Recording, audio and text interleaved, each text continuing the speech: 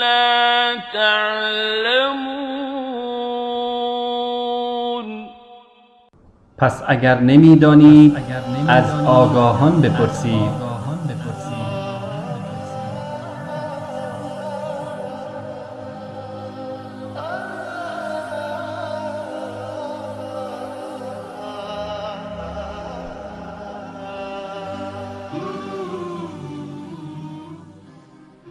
بسم الله الرحمن الرحیم. الحمد لله رب العالمین والعاقبة للمتقین ولا عدوان الا على الظالمین والصلاة والسلام على اشرف الانبیاء والمرسلین سیدنا و نبینا و مولانا محمد و على آله و اصحابه اجمعین.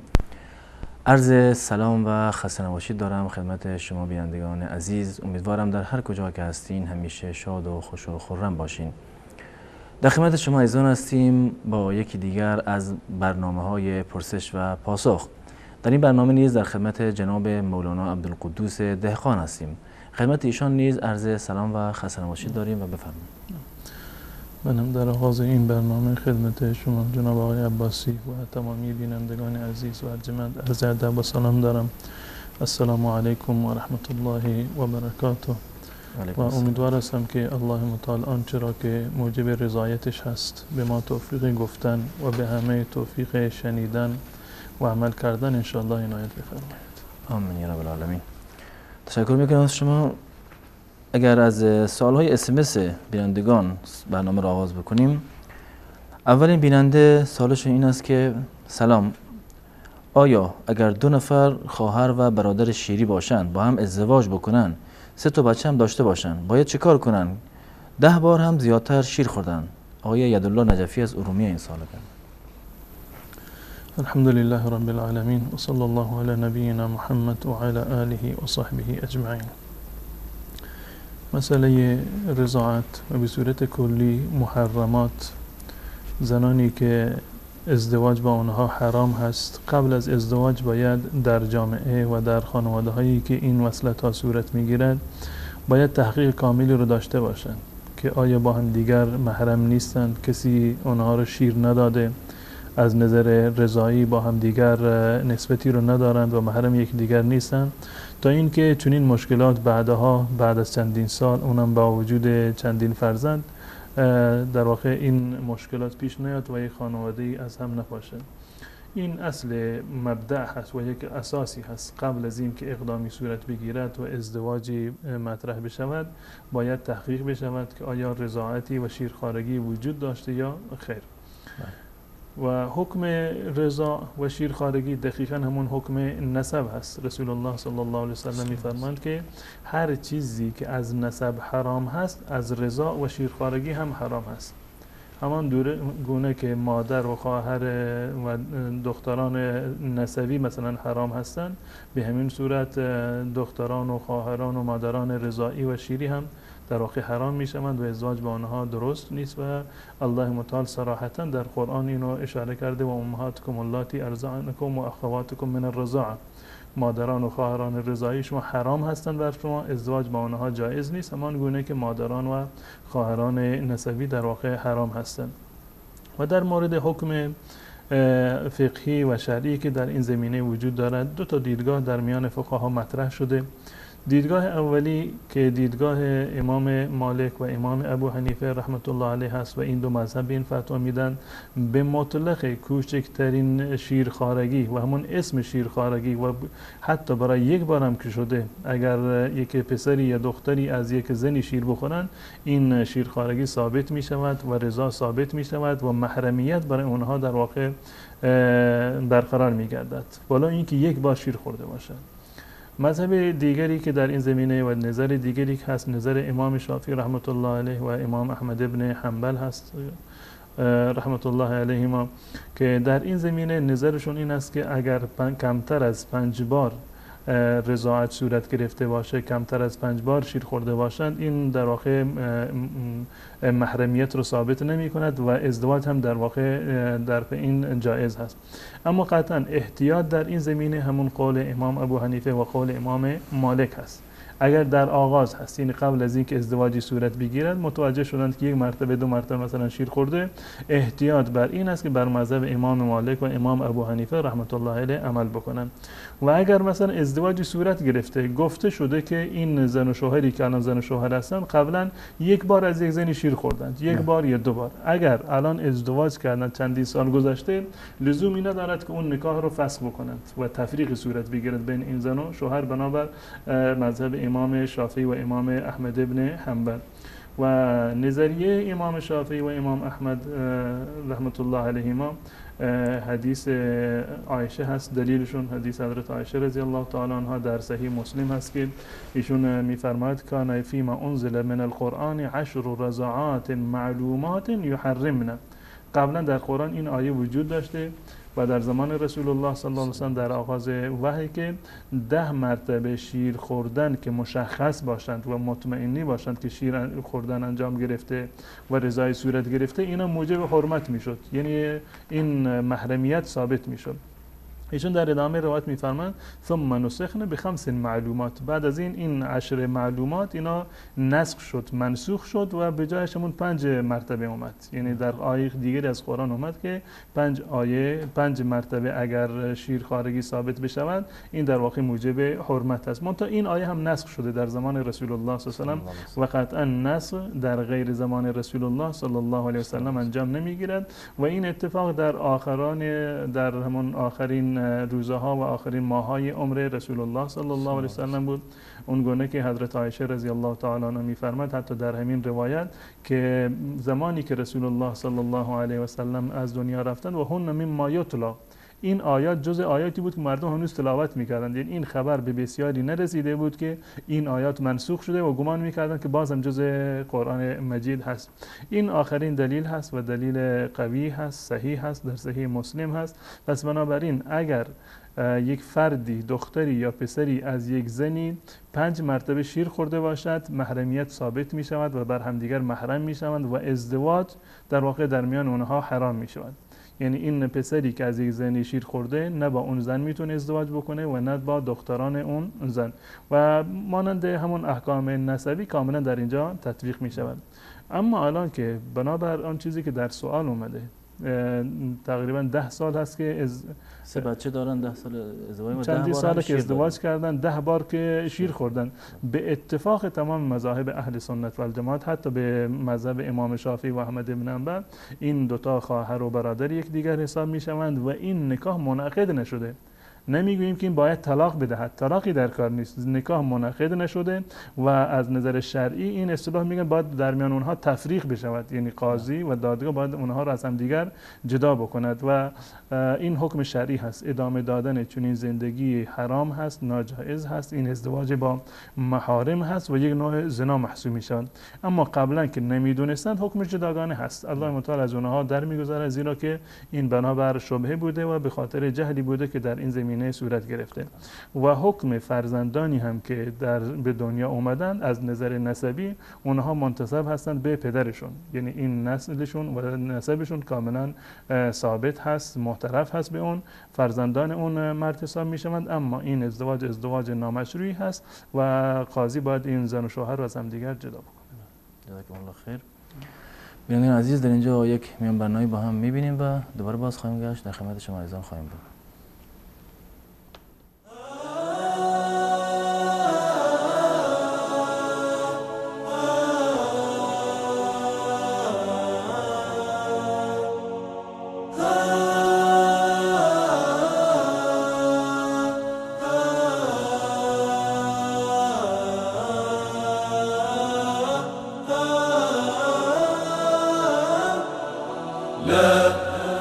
لن يطول الظلام، ديننا لن يضام، نحن جيل همام، نحن فينا عمر، لا لا لا لن يطول الظلام، ديننا لن يضام، نحن جيل همام، نحن فينا عمر. صبح بدا نور ظهر، نجم وشمس وقمر، ألقى على الدنيا الدرر، هذا عمر هذا عمر. كل البرايا تنتظر أيامه البيض والغرر كي تستفيد من العبر. هذا عمر، هذا عمر. لا، لن تدوم الجراح بل سيأتي الصباح. نحن أهل الكفاح، نحن فينا عمر. لا، لن تدوم الجراح بل سيأتي الصباح. نحن أهل الكفاح، نحن فينا عمر. نظراته برق لمع، كلماته رعد سمع، كالموج عال مرتفع. هذا عمر، هذا عمر.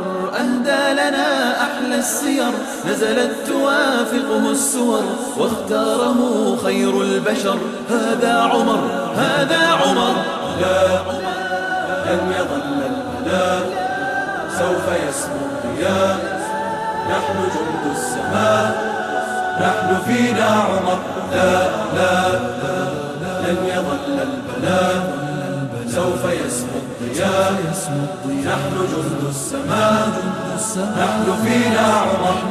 يوم روى إسلامه، يوم حكى إقدامه، يوم رأى إلهامه.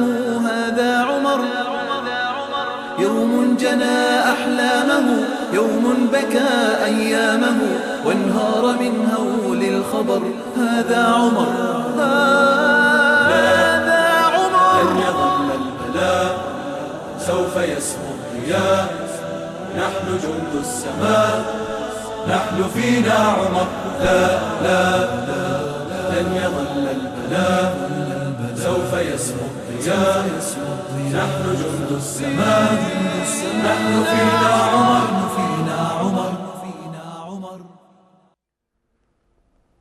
با عرض سلام و خسته نباشید مجدد خدمت عزیزان و پوزش می‌طلبم به خاطر این نقص فنی که وجود آمد.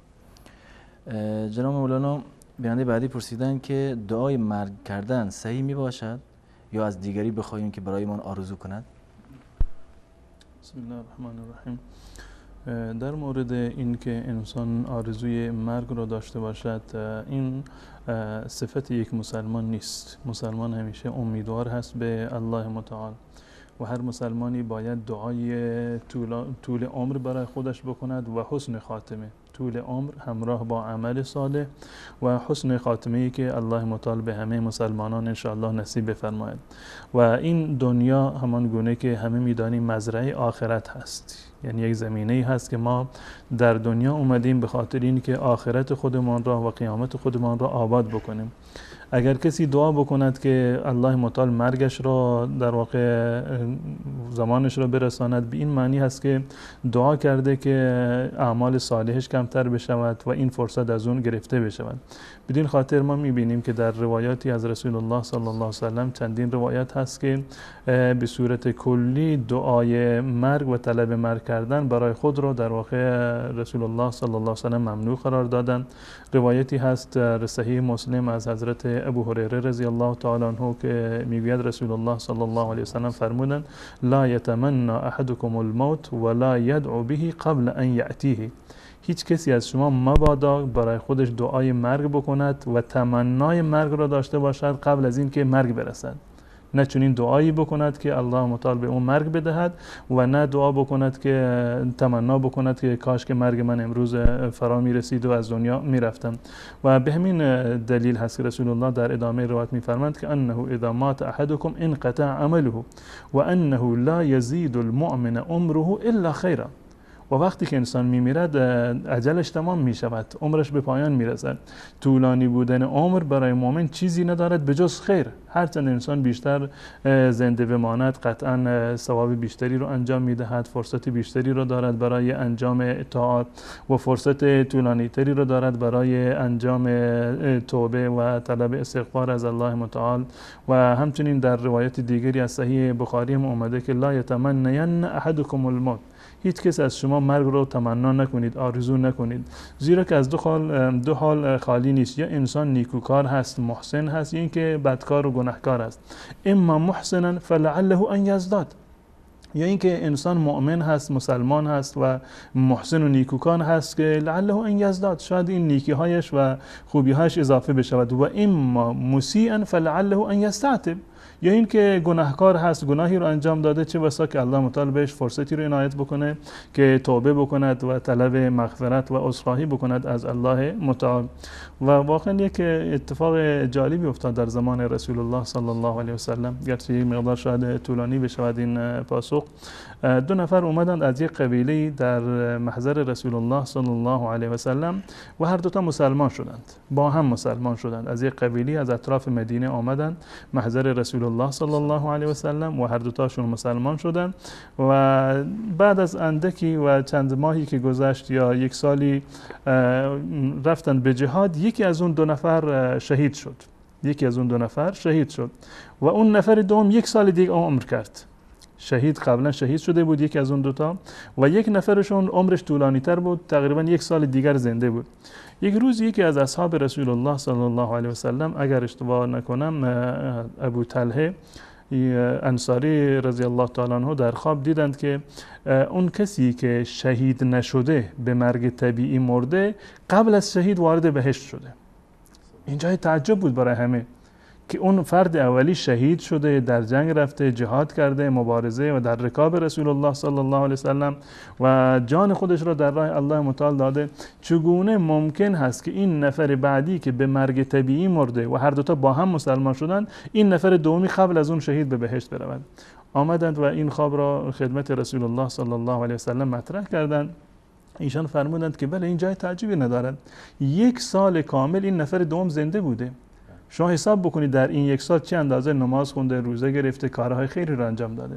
پس بنابراین هر چند که الله متعال به ما فرصت بدهد عمر ما طولانی بشود، بدین معنی هست که فرصت خیری برای ما بیشتر هست و اعمال صالحی بیشتری رو میتونیم انجام بدیم. و بنابر تعبیر رسول الله صلی الله علیه و سلم، اگر مسیء و بدکار هم باشیم، این فرصت برای توبه نزد ما هست. منتها چه بسا که انسان‌هایی در زندگانی خودشون دچار مشکلات میشوند، دچار مصائب میشوند، افسرده میشوند و شاید گمان میکنند که به آخر خط رسیدند و هیچ امیدی رو ندارند. انسان به هیچ عنوان نباید ناامید باشد از زندگی و از رحمت الله متعال. قطعا هر سختی و هر مشقتی، مصیبتی، این خودش یک سکوی پرتابی هست و یک سکویی هست و یک ابزاری هست برای موفقیت‌های بعدی و درسی هست و تجربه‌ای هست برای انسان در مسیر زندگی و در مسیر دیانت خودش. بالفرض اگر کسی به جایی رسید که میخواد آرزوی مرگ بکند، در حدیث رسول الله صلی الله علیه وسلم در این زمینه یک مورد خاصی اومده. دعا نکند که یا الله مرگ مرا در واقع فرا برسان یا مرا از دنیا ببر. در حدیث متفق علیه هست، حدیث بخاری و مسلم هست که انس ابن مالک رضی الله تعالی عنه میگویند که رسول الله صلی الله علیه وسلم فرمودند لا یتمنین احدکم الموت من ضر اصابه. هیچ کس از شما به خاطر مصیبتی که به اون رسیده تمنای مرگ و آرزوی مرگ نکند.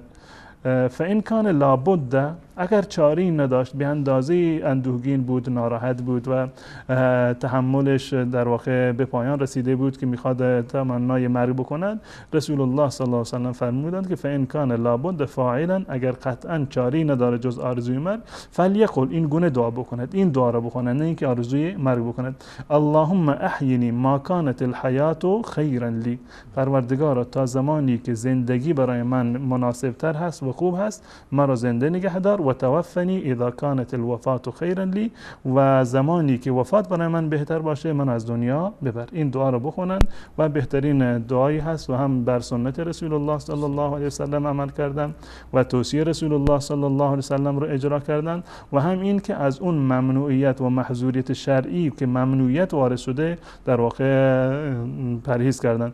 اللهم احیینی ما کانت الحیات خیرا لی و توفنی اذا کانت الوفات خیرا لی. پروردگار خودت میدانی اگر زندگی برای من بهتر هست، مفیدتر هست، مرا عمر طولانی نصیب بکن و اگر مرگ برای من بهتر هست، مرگ مرا فرا برسان. این بر بگردانند به مشیت الله متعال. ای خدا هر چی شما میخواهی و هر چی مورد صلاح ما هست اونو برای ما مقدر بکن. اما اینکه انسان بیاید و عملا تقاضای مرگ بکند که پروردگار مرا بکش و مرا از دنیا ببر، این عمل از دیدگاه رسول الله صلی الله علیه و سلم ممنوع هست و یک نوع محظوریت شرعی در این زمینه وجود داره. جزاکم الله خیر. خب سوال این بیننده در مورد آرزوی مرگ بود. سوال بعدی بیننده در مورد اقدام برای مرگ. سوال کردن که آیا به طور قطع خودکشی حرامه؟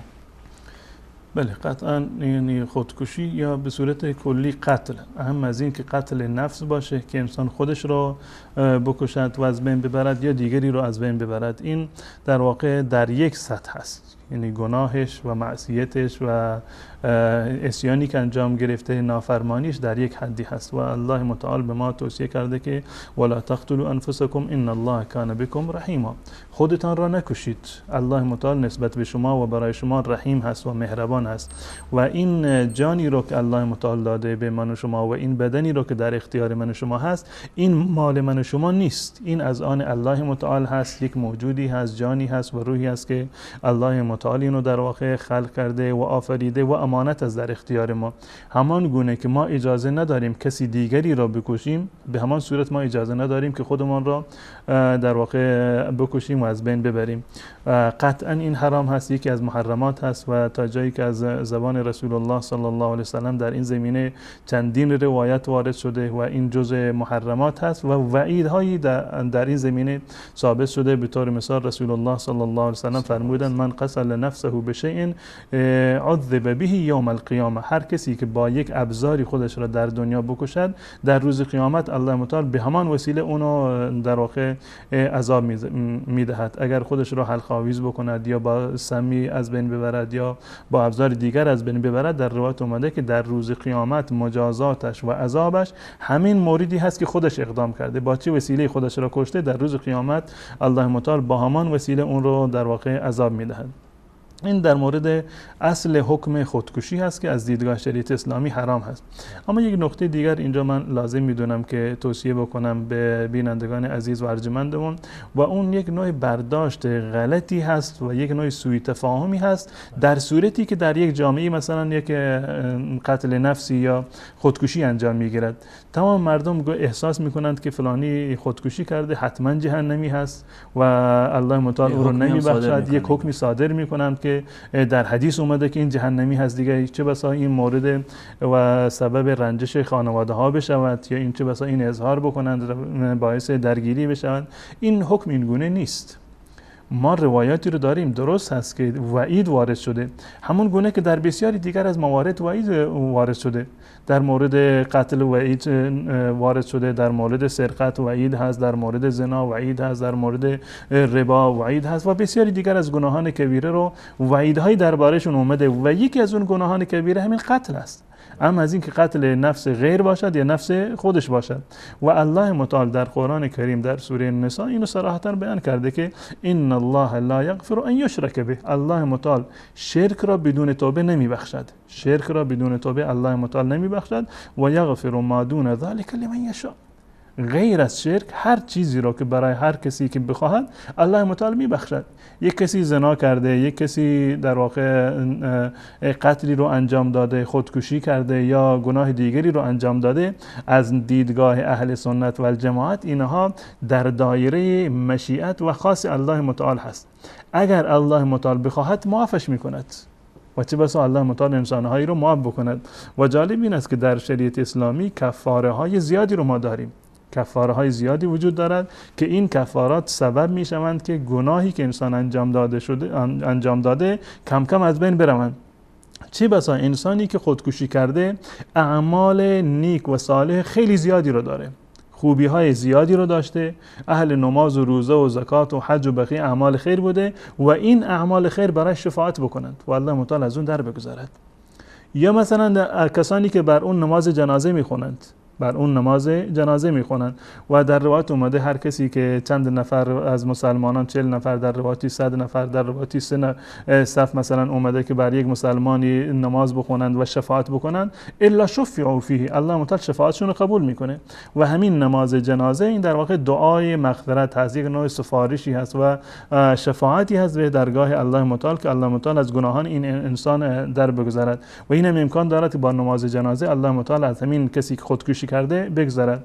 یا مثلا مواردی دیگر هست در روایت اومده که مصیبت هایی که در دنیا به انسان میرسد، مصیبت هایی که در دنیا به انسان میرسد، اینها کفاره گناهان انسان میشود. چه بسا این کسی که این کار رو انجام داده سختی های زیادی رو کشیده در دنیا، رنج و مصیبت هایی رو متحمل شده که اینها شاید شفیعش بشوند و در روز قیامت الله متعال اون رو از عذاب جهنم نجات بده. یا اینکه مثلا در زمان در عالم برزخ الله متعال اون رو در واقع دچار عذاب قبر بشود و این یک کفاره میشود برای گناهانش. به هر صورت موارد بسیاری هست در شریعت اسلامی که کفاره گناهان میشود.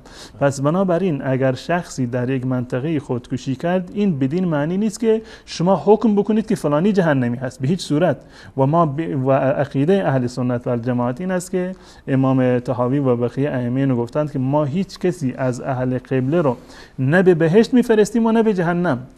یعنی نمیگیم فلانی بهشتی هست یا فلانی جهنمی هست، همون گونه که اجازه نداریم بالفرض یک عالم بزرگوار امامی از دنیا برود، ما نمیگیم این امام ما بهشتی هست، 100% به بهشت رفته چون که انسان پرهیزگار و نیکوکاری بوده، زیرا که ما از عاقبت خبر نداریم، از حساب و کتاب الله متعال و از واقعیت این شخص خبر نداریم.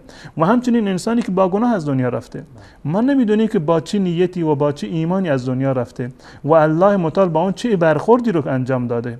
پس بنابراین ما به هیچ عنوان نمیتونیم که حکم بکنیم که یک انسانی یا بهشتی هست یا جهنمی هست، ولو اینکه ظاهر اعمالش اعمال جهنمی باشند. منتها وظیفه تمام مسلمانان هست که برای برادران مسلمانشون طلب مغفرت بکنند، از الله متعال بخواهند که کسانی را که دچار گناه و معصیت شدن، اهم از این خودکشی باشد یا غیر خودکشی، الله متعال همه رو مغفرت بکنه و قطعا الله متعال هم گناهانی را که پایین تر از شرک باشند، ولو اینکه انسان توبه نکرده، احیانا برای مواردی که عرض کردم با این ابزار الله متعال اون گناهان را میبخشد و تمام اینها در مشیت الله متعال است. خواست الله متعال، اگر خواست عذاب میدهد و اگر خواست میبخشد. دعا بکنیم که الله متعال از گناهکاران ما در بگذرد و گناهان همه من و شما را معاف بفرماید.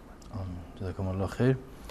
بیانده بعدی پرسیدن که 1-2 ماهی میشه بابام فوت کرده، میخوام بدونم فاتحه دادن و قرآن خواندن برای مرده باید چطوری خوان تا به پدر برسه ثوابش؟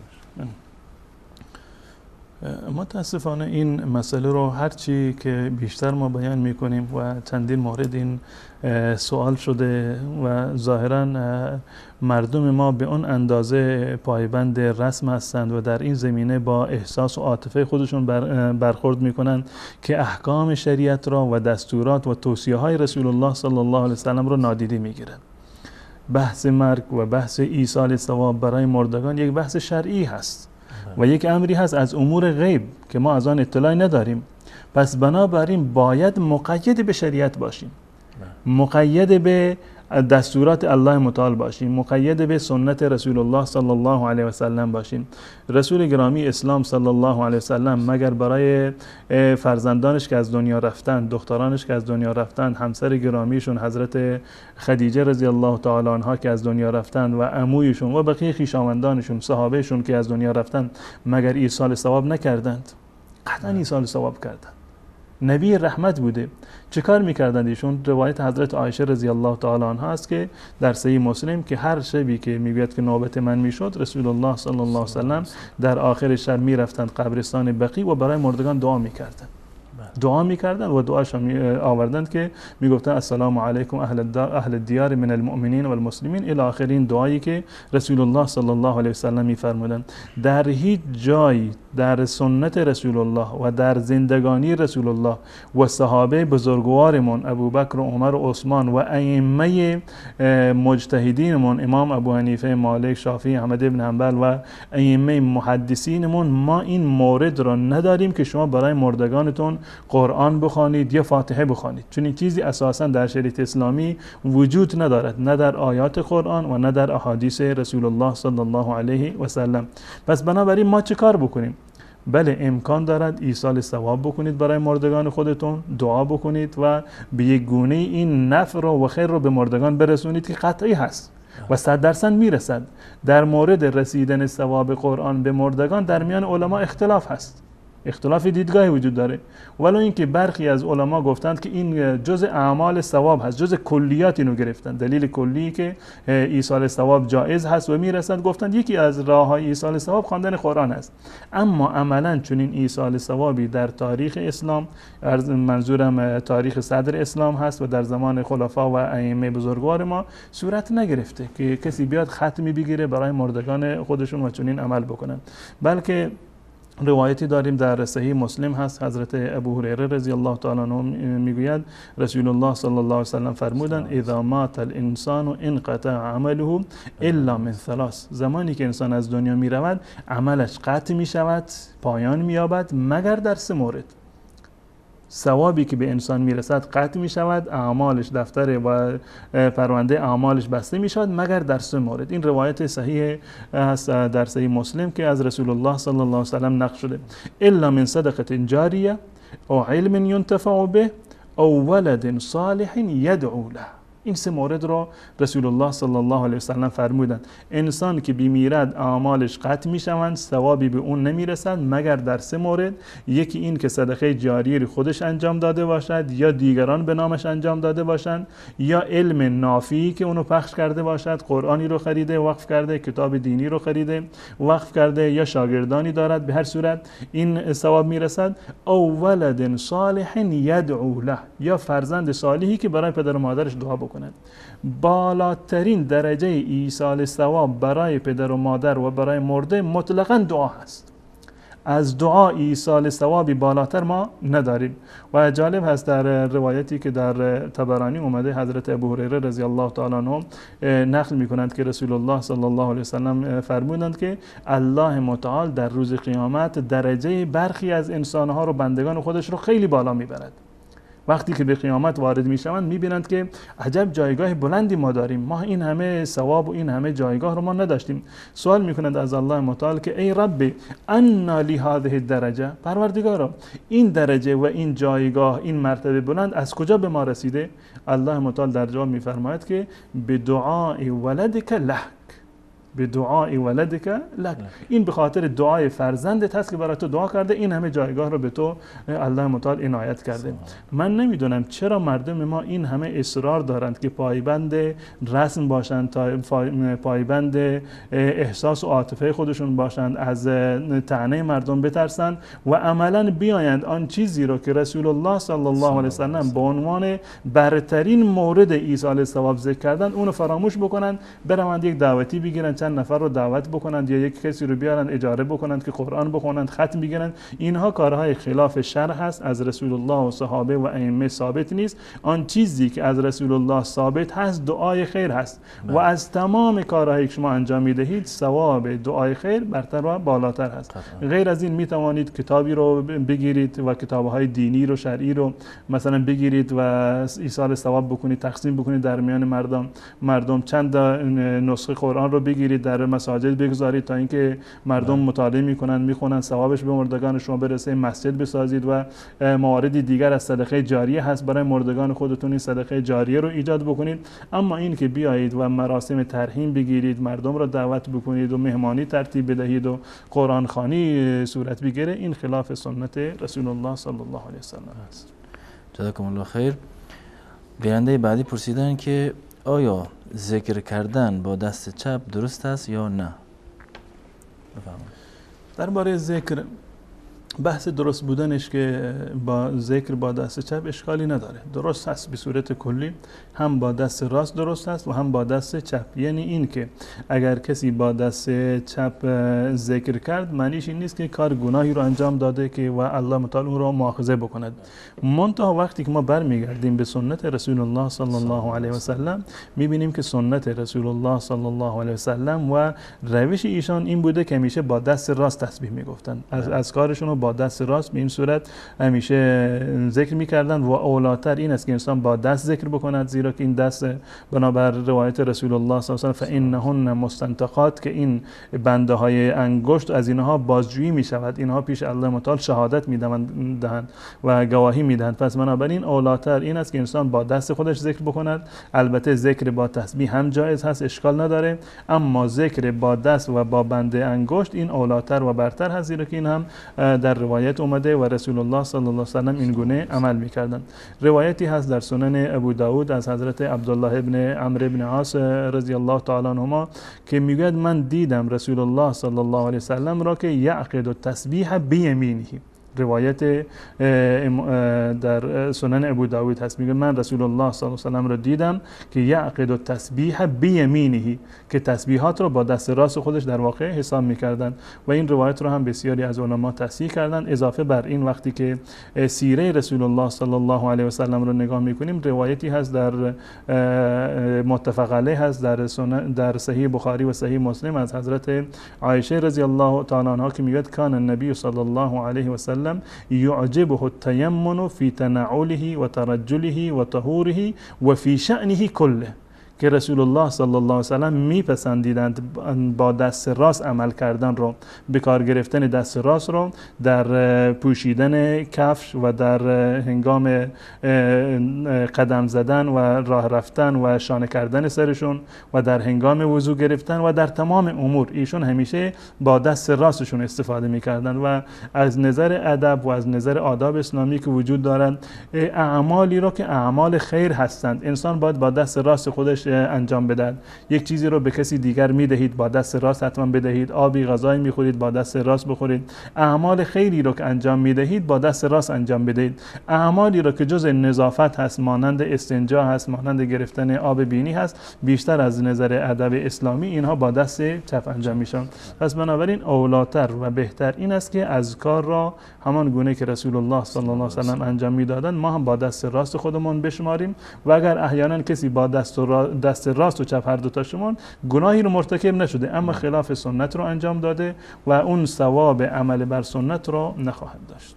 جزاکم الله خیر.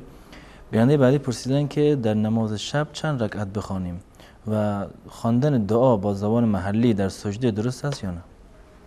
دو سوال پرسید. در مورد نماز شب رسول الله صلی الله علیه و سلم که نماز بر ایشان نماز شب فرض بوده، همیشه میخوندند و هیچ وقتی قضا نمیشده و بالفرض اگر قضا میشد روزانه در روز ایشون نماز شبشون رو دوباره قضا می آوردند و دوباره میخوندند. نماز شب و تهجد رو اگر نمیتونستند و نمیرسیدند که بخونند، حتما در روز 12 رکعت رو میخوندند به جای اون نماز شبی که از ایشون در واقع فوت شده بوده. و در این زمینه بهترین حدیث و روایت حضرت عایشه رضی الله تعالی عنها است که متفق علیه است که میگوید که رسول الله صلی الله علیه و سلم شبانه 13 رکعت میخوندند. کان رسول الله صلی الله علیه و سلم یصلی باللیل 13 رکعه، که ایشون همیشه در شبانه 13 رکعت نماز شب میخوندند و بعد از آن در خود همین روایت اومده که وقتی که اذان را میشنیدند 2 رکعت خفیف دیگر میخوندند. 13 رکعت نماز شب ایشان بود و وقتی که اذان صبح گفته میشد 2 رکعت خفیف دیگر و این سنت فجر رو هم ایشان میخوندن. اولاتر و بهتر این است که انسان موافق و مطابق با سنت رسول الله صلی الله علیه و سلم اگر نماز شب میخواند در تعداد رکعات هم باید مطابق با سنت رسول الله صلی الله علیه و سلم عمل بکند، که ایشون 10 رکعت میخوندند یا 8 رکعت به اضافه نماز سنت وقتی که حساب میشود همون 13 رکعت میشوند که در حدیث حضرت عایشه اومده، یا 11 رکعت میشوند که در روایت دیگر و صحیح هم اومده. پس بنابراین هر دوتا صحیح هست، اما عمل کردن و از نظر کلی جایز است. انسان هر چی میتواند نماز بخواند. کسی میخواست که 20 رکعت نماز هم بخواند، هیچ گونه ممانعتی وجود ندارد، اما اولاتر و بهترین است بجای این که تعداد رکعات اضافه بکند کیفیت نماز رو بالا ببرد و تعداد رکعات رو بر همون تعدادی که رسول الله صلی الله علیه و سلم میخوندند به همون تعداد بخواند. و در روایت دیگری هست متفق علیه که رسول الله صلی الله علیه و سلم میفرماد که صلات اللیل مثنا مثنا، نماز شب 2 رکعت هست، یعنی هر 2 رکعت رو بخواند، یک کمی استراحت بکند، نیرو بگیرد و بعد از اون 2 رکعت دیگر بخواند. و عمل رسول الله صلی الله علیه و سلم این بوده که ایشون 13 رکعت میخوندند. پس بنا 13 رکعت با نماز وتر. پس بنابراین اولاتر این است که شما و کسانی رو که الله متعال توفیق داده که نماز شب و نماز تهجد بخوانند پایبند این سنت رسول الله صلی الله علیه و سلم هم باشند که کیفیتش را اضافه بکنند و بر همون تعدادی که رسول الله صلی الله علیه و سلم نماز میخوندند به همون تعداد نماز بخونند. و سوال بعدیشون در مورد خواندن دعا به زبان محلی. خواندن دعا به زبان محلی اساساً خلاف روش نماز هست، خلاف ادب نماز هست و اون فضیلتی رو که دعاهای مأثوره دارند، دعاهای قرآنی دارند و دعاهایی که نقل شده از رسول الله صلی الله علیه وسلم این زبان محلی ندارد و شانس اجابت در دعاهای مأثوره که از رسول الله صلی الله علیه وسلم نقل شده بیشتر هست و بهتر و اولاتر است که انسان با زبان عربی دعا بکند. منتها اگر فردی نمیداند، دعا بلد نیست با زبان عربی که دعا بکند، برای چنین شخصی جایز است حتی در سجده یا در نماز در هنگام تحیات با زبان محلی خودش هم دعا بکند. دلیلی نیومده که منع باشه که شما در نماز یا در دعا بدون زبان عربی دعا نکنید، اما اولاتر و بهتر این است که انسان سعی بکند که این اذکار و اوراد نماز را و دعاهایی را که رسول الله صلی الله علیه وسلم در هنگام سجده می‌خواندند، در بین دو سجده و در بعد از بلند شدن از رکوع و یا در تحیات می‌خواندند، انسان مسلمان باید این دعاها رو یاد بگیرد و مقید باشد به همون دعاهای شرعی. منتها اگر کسی توانایی نداشت یا تا زمانی که یاد بگیرد، از نظر شرعی جایز هست که به زبان غیر عربی در نماز هم دعا بکند. جزاکم الله خیر. از اتاق فرمان خواهش میکنم که شماره تماس بینندگان را زیرنویس بکنن تا کسانی که میخوان سوالای شرعیشون رو مطرح بکنن از الان تماس بگیرن و فقط خواهش میکنم که وقتی کسانی که تماسشون وصل میشه صدای گیرنده را کم کنن و فقط از تلفن صدای ما را بشنون که مشکل پیش نیاد و تماس ها قطع نشه و بینندگان الکی معطل نشن. جناب مولانا، بیننده بعدی پرسیدن که من سنی هستم، 3 سال پیش ازدواج کردم با خانمی که این با همسرم که شیعه بود. خدا را شکر چند ماهی میشه یکتاپرست شده. سوالم از شما اینه که عقد ما را آخوند شیعه بسته، آیا درسته یا نه، یا که بریم پیش عالم اهل سنت؟ دعا میکنم که الله متعال این عزیزان ما را ثبات و استقامت نصیب بکند انشاءالله در راه توحید و یکتاپرستی و وحدانیت الله متعال و دوری از خرافات و بدعاتشون همیشه استوار بمونند و الله متعال زندگی ایشان را که با همسرشون این زندگی مشترک رو دارند، الله متعال زندگیشون را یک زندگی سعادتمندانه بگرداند. در مورد نکاحشون تفاوتی ندارد، همون نکاح قبلی رو که ایشون انجام دادند و یک عالم و روحانی شیعه اون نکاح را و عقد خطبه نکاح را خونده، از نظر شرعی اون کاملا معتبر هست و ازدواج شما ازدواج شرعی هست و هیچ گونه اشکالی رو ندارد و لازم هم نیست که شما دوباره بروید و تجدید عقد و تجدید نکاح بکنید. بله، جزاکم الله خیر. تماس‌های بینندگان رو میگیریم. اولین بیننده، سلام علیکم، بفرمایید. سلام علیکم، بفرمایید. بفرمایید بیننده عزیز.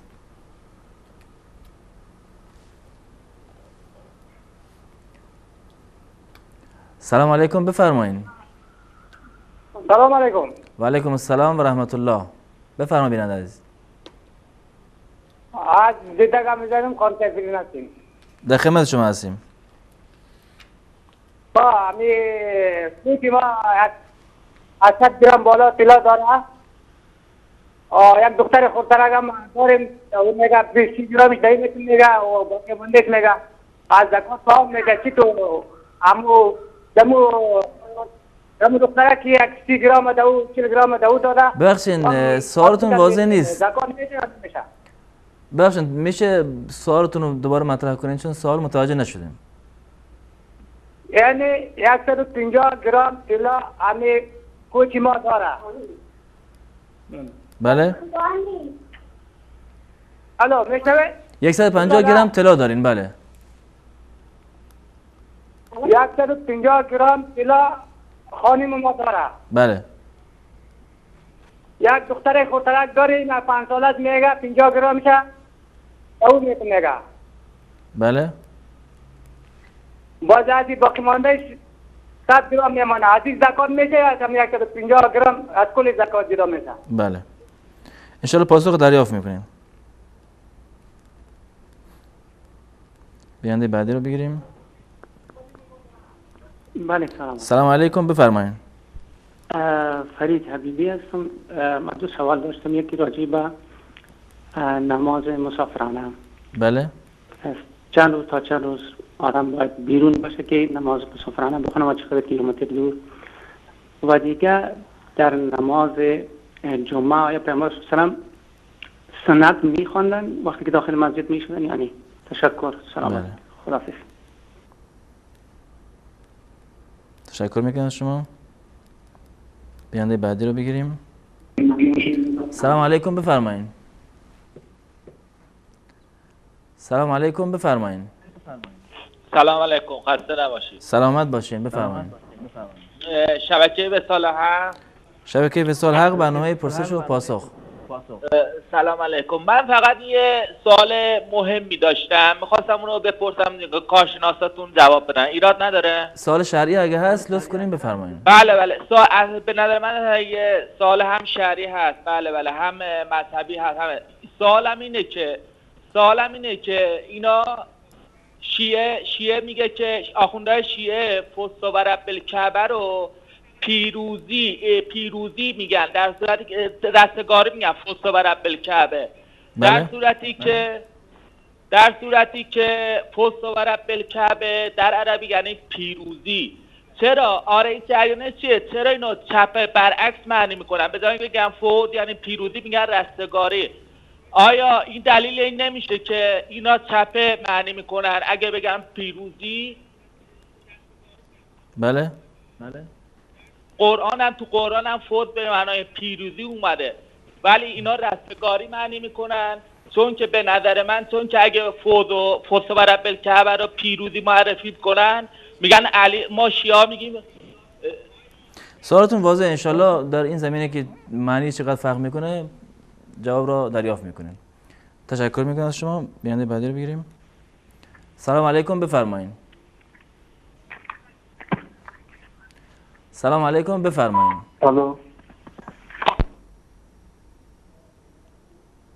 سلام علیکم، بفرمایید.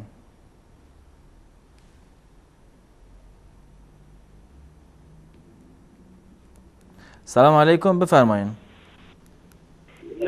الو. سلام علیکم، بفرمایید بیننده عزیز. ببخشید سوال داشتم. در خدمت شما هستیم.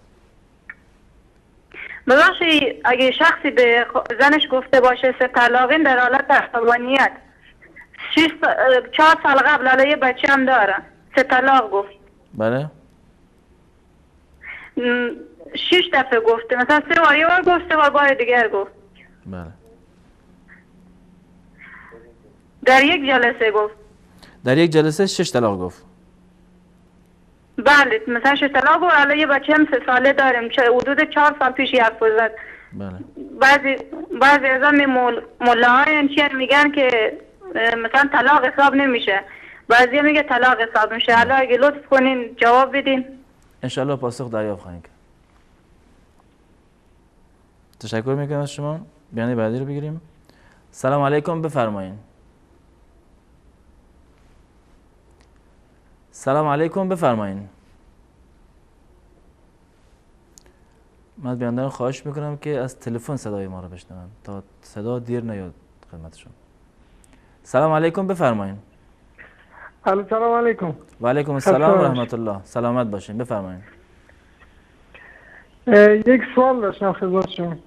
در خدمت شما هستیم، بفرمایید. من می‌خواستم بپرسم از مولانا که درباره این ما تو افغانستان یک شخصی وفات میکنه، فرداش یا پس فردا یا بعد از 3 روز یه ختم میگیره داخل مسجد.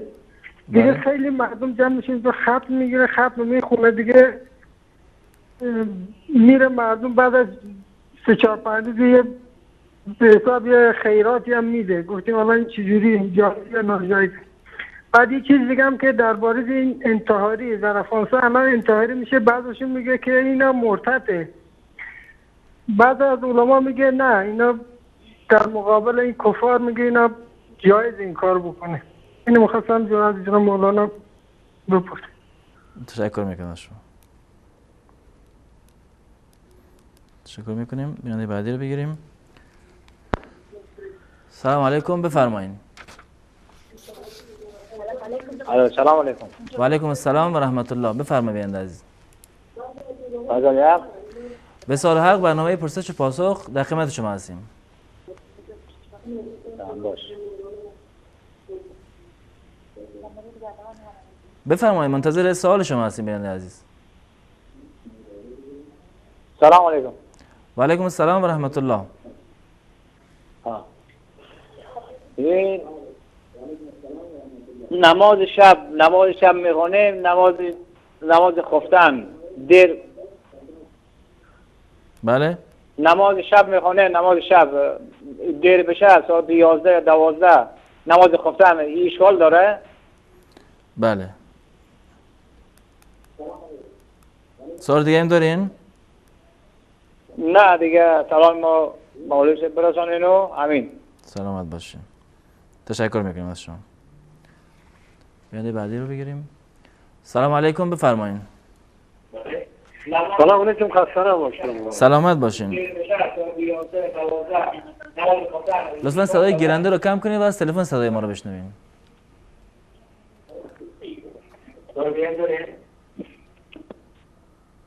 ظاهراً صدا دیر میاد و صداشون قطع شد. بیانده بعدی رو بگیریم.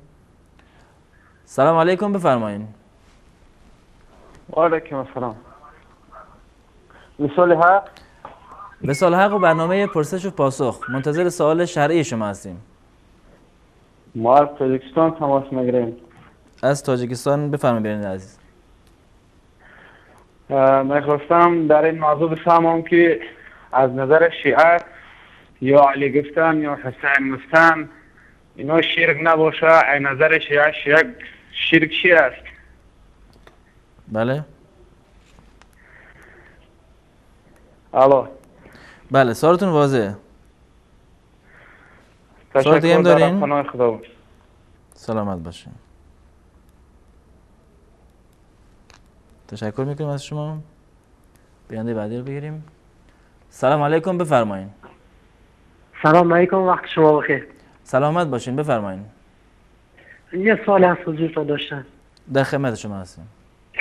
خواهش می‌کنم. ببخشید، من شنیدم که در اسلام یا در قرآن اصلا مسئله خمس ساختگی است و در قرآن وجود نداره، درسته؟ بله، مسئله خمسی که در مذهب شیعه یعنی معروف است. بله درسته. بله. حالا من خواستم آیه 41 از سوره انفال، بله، اینو برامون معنی کنین، چون کلمه خمس هم تو این آیه اومده. مثلا معنی شرحی در مورد این آیه برامون. به چه معناست این آیه؟ تشکر میکنم از شما. این بله معنی این آیه و یه شرحی در موردش که دقیقا در چه مورد قطعا یا شأن نزولش که متوجه بشه مثلا خمس تو این آیه معنیش چیه. بله، سوالتون واضحه، انشالله پاسخ دریافت خواهیم کرد. بیانده بعدی رو بگیریم.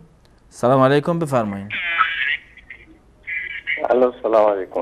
و علیکم السلام و رحمت الله، بفرمایید. به سوال حق و برنامه پرسش و پاسخ در خدمت شما هستیم. ببخشید، من خودم یه زندانی هستم و از کمیته امداد یه وام قرار شد بگیرم. توی وام گفتن که درصد داره، یعنی نزول داره، 4% داره، نمیدونم چقدر. بله. حالا هم احتیاج این وام هستم، حالا نمیدونم اینو بگیرم یا نگیرم. وام 4%. 4% همچین چیزیه فکر کنم. بله. سوال دیگه هم دارین؟ خیلی ممنون، تشکر. سلامت باشین. تشکر میکنم از شما. بیانده بعدی رو بگیریم. سلام علیکم، بفرمایید. و علیکم السلام و رحمت الله، بفرمایید بیانده عزیز. من میخواستم یک سوالی از شما بپرسم. در خدمت شما هستیم.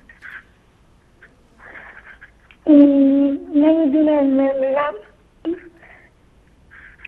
بخشن صدای شما واضح نیست، اگه میشه لطف کنید بلندتر صحبت کنید.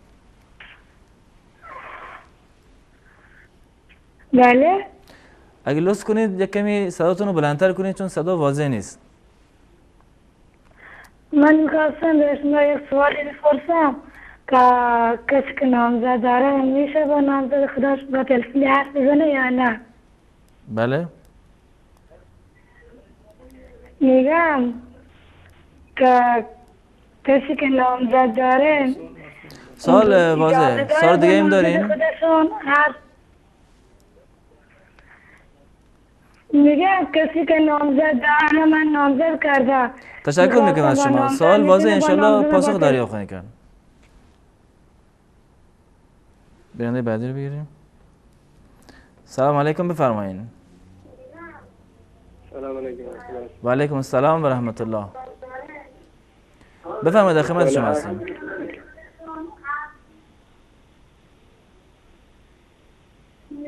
دارن قطع شد. من از بینندگان خواهش بکنم که صدای ما رو از تلفن بشنون، چون که صدای از تلویزیون دیر میاد. سلام علیکم، بفرمایید. الو، سلام علیکم. و علیکم السلام و رحمت الله و برکاته. بفرمایید. خوب هستی استاد عزیز؟ سلامت باشین، در خدمت شما هستیم. استاد میخواستم درباره همین نماز عصر و عشا. بله. الو. بله، سوالتون بفرمایید. ها، میخواستم که درباره نماز عصر و عشا سوال کنم. بفرمایید. یعنی سوالتون به چه صورته؟ سوال ما به ایه که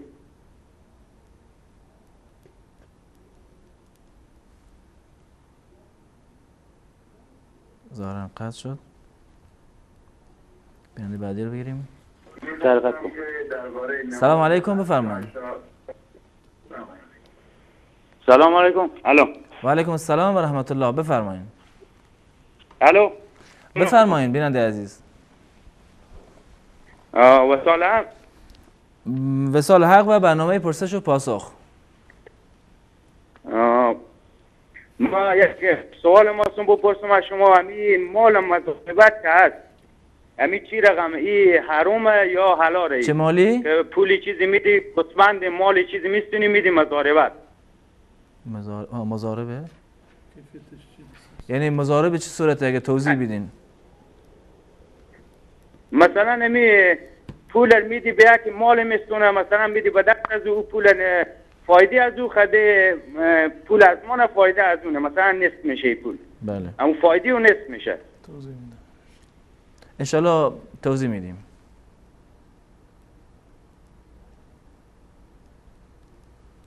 بیننده بعدی رو بگیریم. سلام علیکم، بفرمایید. خسته نباشین. سلامت باشین، بفرمایید بیننده عزیز.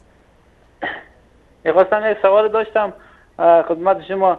این چیزا مولا صاحبا که میگن این شیعه ها همه‌شان کافر نمیگن، ما بعضی هایشان مثلا خوب هستن، چجوری هستن اینا؟ کدامایش هستن اینا؟ در حساب طهارت کردن که مثل ما و شما نیست، در حساب نماز خواندنشان که دیگه جوری هستش، در حساب اذان گفتنش هم دیگه جوری. این کسایی که مثلا در آدمای چی هستن خوب هستن که اینا چجوری آدمای چجوری شیعه هستن، از کدام طریق هستن؟ بله، سوالتون واضحه، انشالله پاسخ دریافت خواهیم کرد. تشکر میکنم شما. جناب شیخ 15 تا سال گرفتیم، بس یا بگیریم؟ یعنی بعدی بگیریم. سلام علیکم، بفرمایید. سلام علیکم، بفرمایید.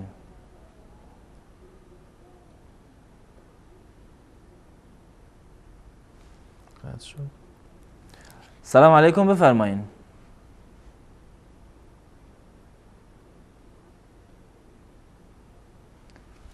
ظاهرا قطع شد. بیننده بعدی رو بگیریم. سلام علیکم، بفرمایید. سلام علیکم و رحمت الله. و علیکم السلام و رحمت الله و برکاته. بفرمایید. ببخشید یک سوال داشتم. در خدمت شما هستیم.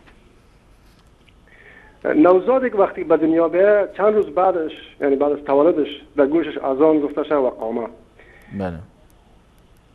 و جز دوم سوال میست، مثلا نوزادی که بعد از تولدش، مثلا چند روز بعدی که لازم است مثلا در گوشش یعنی اذان میگی و قامه، یعنی بعد از مثلا اذان گفته شده باشه لیکن مثلا به گوش چپش قامه گفته نشده.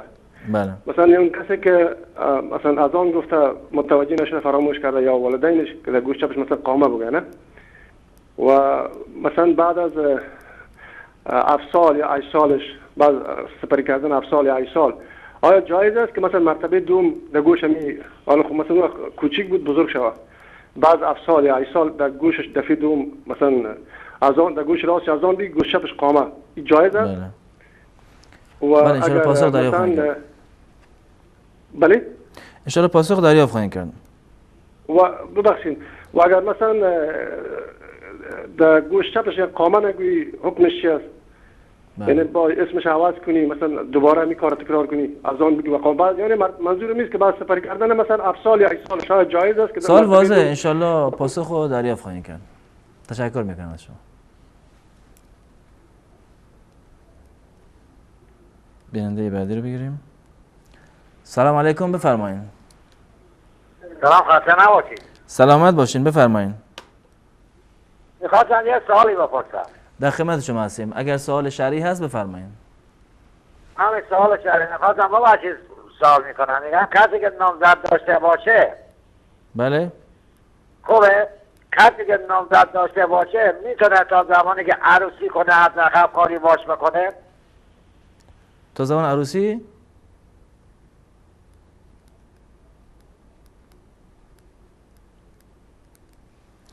چه کنیم؟ بیننده بعدی رو بگیریم. سلام علیکم، بفرمایید.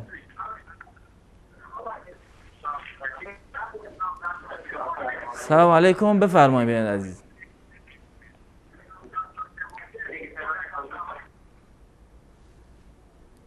سلام علیکم، بفرمایید.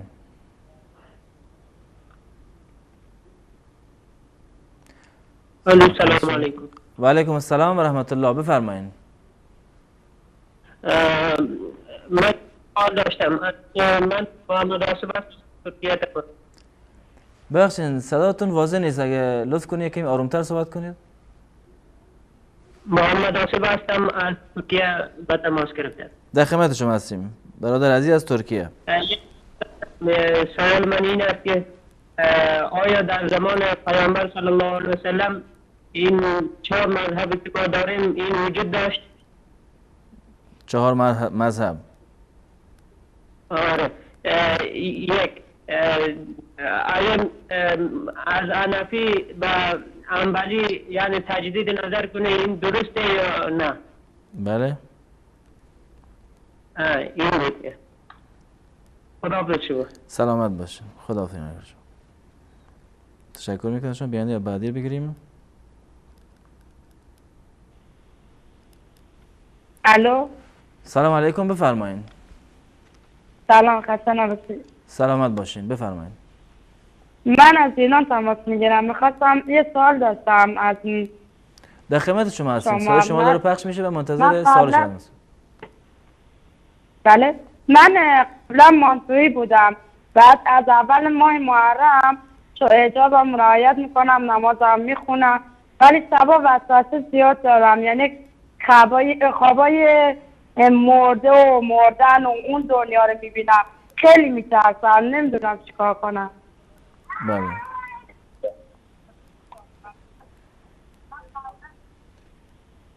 انشالله پاسخ رو دریافت خواهیم کرد. تشکر میکنم از شما. بیانده بعدی رو بگیریم. سلام علیکم، بفرمایید. الو سلام. و علیکم السلام و رحمت الله. در خدمت شما هستیم. بنده حسین هستم از ماکو. میخواستم این سوره مائده آیه 54 یه رفیقم شیعه است میگه که این حضرت علی که تو رکوش زکات داده، این میگه منظورش حضرت علی درسته یا نه؟ بله. انشالله پاسخ رو دریافت میخواستم اینو توضیح بدید. انشالله. تشکر میکنم از شما. بیانده بعدی رو بگیریم. سلام علیکم، بفرمایید. الو. سلام علیکم، بفرمایید. وصال حق. وصال حق، برنامه پرسش پاسخ. در خدمت شما هستیم. در خدمت شما هستیم. جناب والا السلام علیکم. و علیکم السلام و رحمت الله. بفرمایید. دو تا سه تا سوال داشتم خواهشم. یکی این که بنده 2 تا فرزند طالسمی دارم. بله. ولی قبلا این به ما اعلام نشده بود، نمیدونستیم.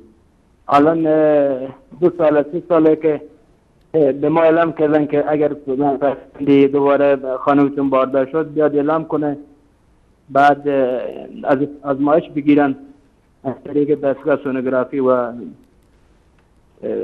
سرنگ. بله. نمونه گیری کنن، نمونه را بیارن مشخص کنن که آیا طالسمی هست یا نه. اینم به ما گفتن تا 3 ماه به بعدی مشخص بشه. الان ما دقیق نمیدونیم، شاید تو 4 ماه این اتفاق بیفته. بعد فرزند قبلی هم که شده آزمایش گرفتیم، ماژور بوده، طالسمی بوده، سخت کردیم. بعد از او الله فرزند خدا به ما داده که سالمه. الان سوال من اینه که آیا این فرزندی که اونا تشخیص دادن که طالسمیه اینو سخت کنیم یا نه؟ بله. و سوال بعدی؟ و اون فرزندی هم که سخت کردیم آیا گناهی بر ما داره یا نه؟ خواهشاً اینو به ما جواب بدید که از علما اینجا میپرسیم. بعضی میگن ما نمیگیم که سخت کنن، نمیگیم هم که به دنیا بیارن. سوال واضحه، انشالله پاسخ دریافت خواهید کرد. سوال دیگه هم داریم جناب عزیز؟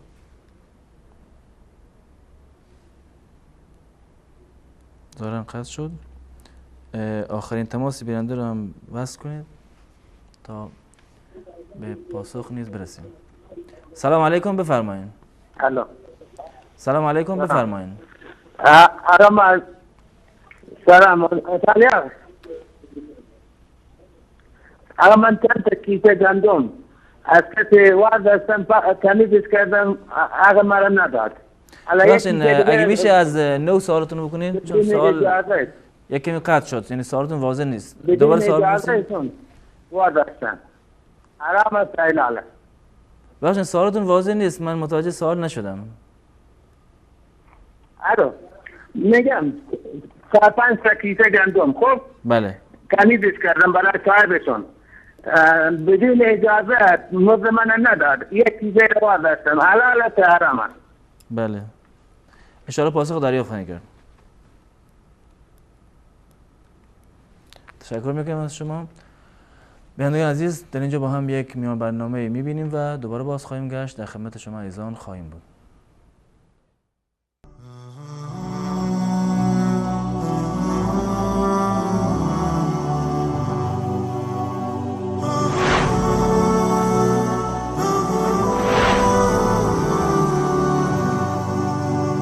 مقام في الذرى صعب المنال، بلوغ رقيه شبه المحال، رافع دون رفعته الثريا، ودون بهائه بدر الكمال.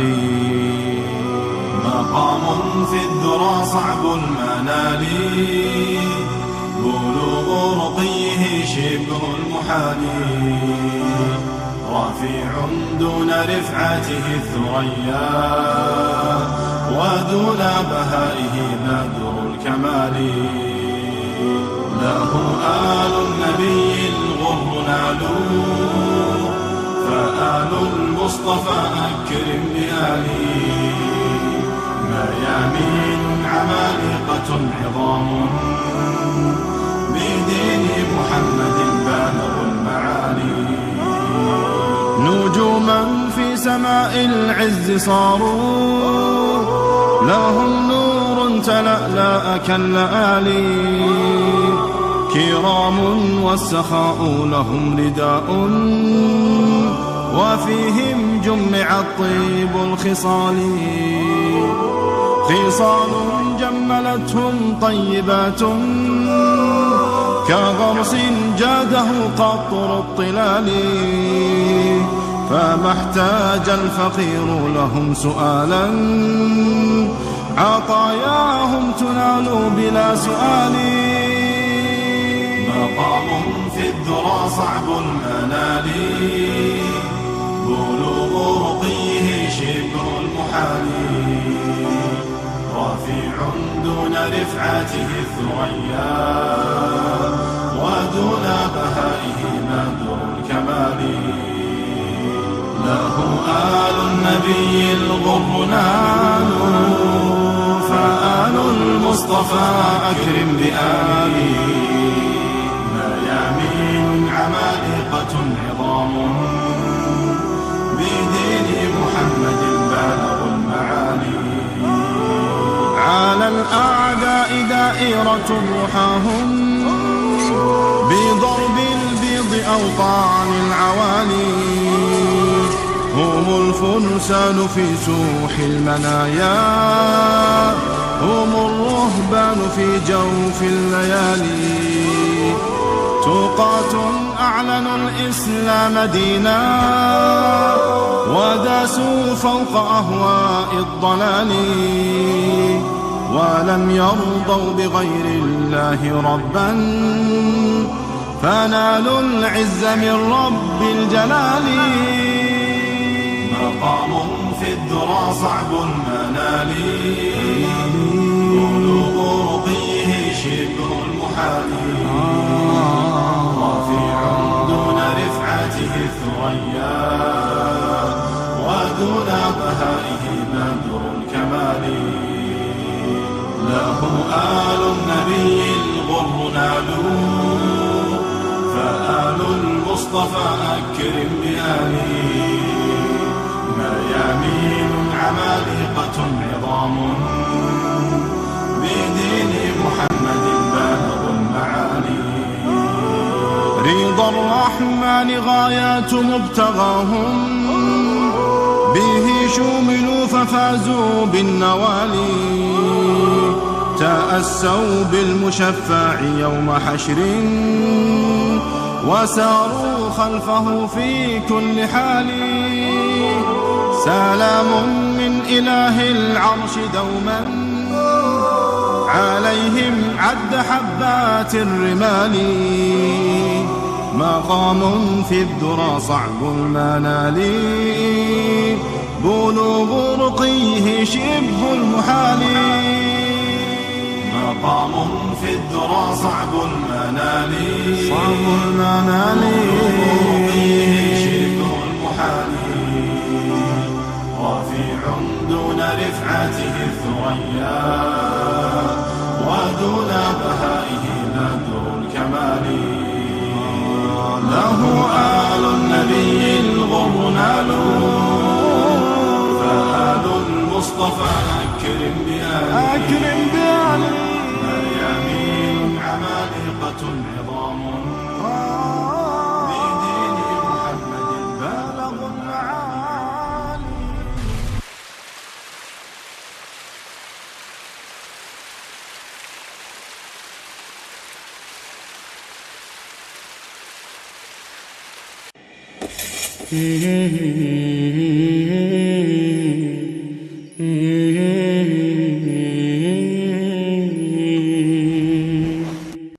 بیادت شمع هجران می فروزم که چون پروانه از یادت بسوزم چون آمد می شود جاری به لبها ز عشقت جان بگیرد تا با تبها تویی روح روان ما تویی آرام جان ما تو دادی نور ایمانم نبی جانم نبی جانم نبی جانم نبی جانم تو بهر مؤمنان معراج تامی در این ظلمت سرانور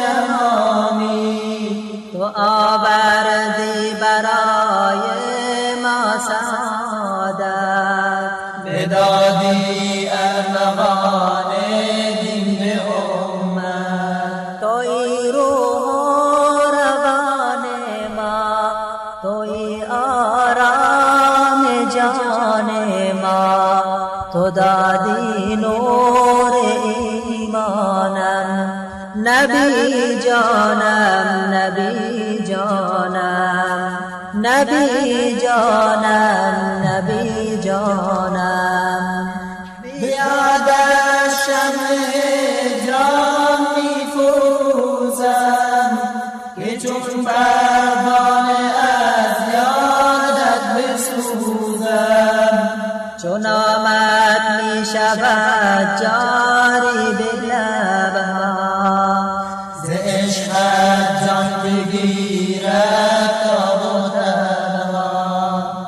توی روح و روان ما توی آرام جان ما تو دادی نور ایمانم نبی جانم نبی جانم نبی جانم نبی جانم جهانی شد ز اقدامت طرب خیز بشد عالم ز انوار تو لبریز دهد یادت صفایی سینه ها را تراوت ای ربیع سبز دلها توی روح و روان ما توی آرام جان ما تو دادی نور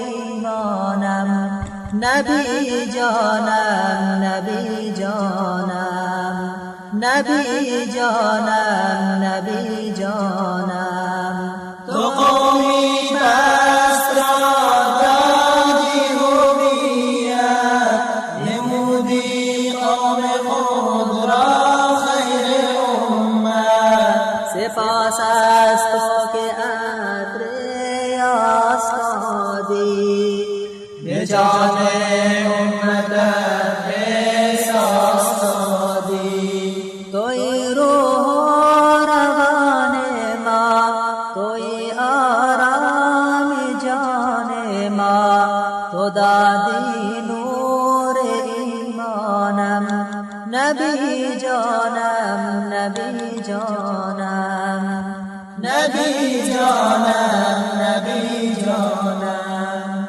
بیادت شمع هجران می فروزم که چون پروانه از یادت بسوزم چون آمد می شود جاری به لبها ز عشقت جان بگیرد تا بودها توی روح و روان ما توی آرام جان ما تو دادی نور ایمانم نبی جانم نبی جانم نبی جانم نبی جانم ببر باد صبا عرض ارادت ز ما صدها به سوی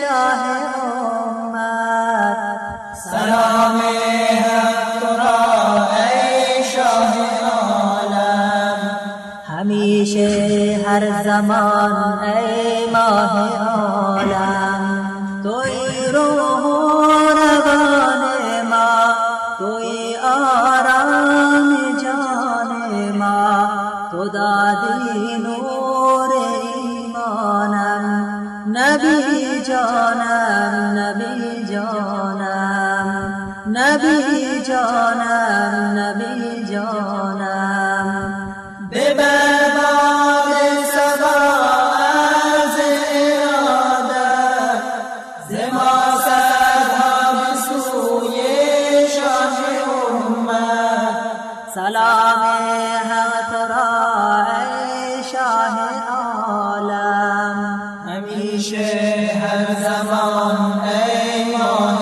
عالم توی روح و روان ما توی آرام جان ما تو دادی نور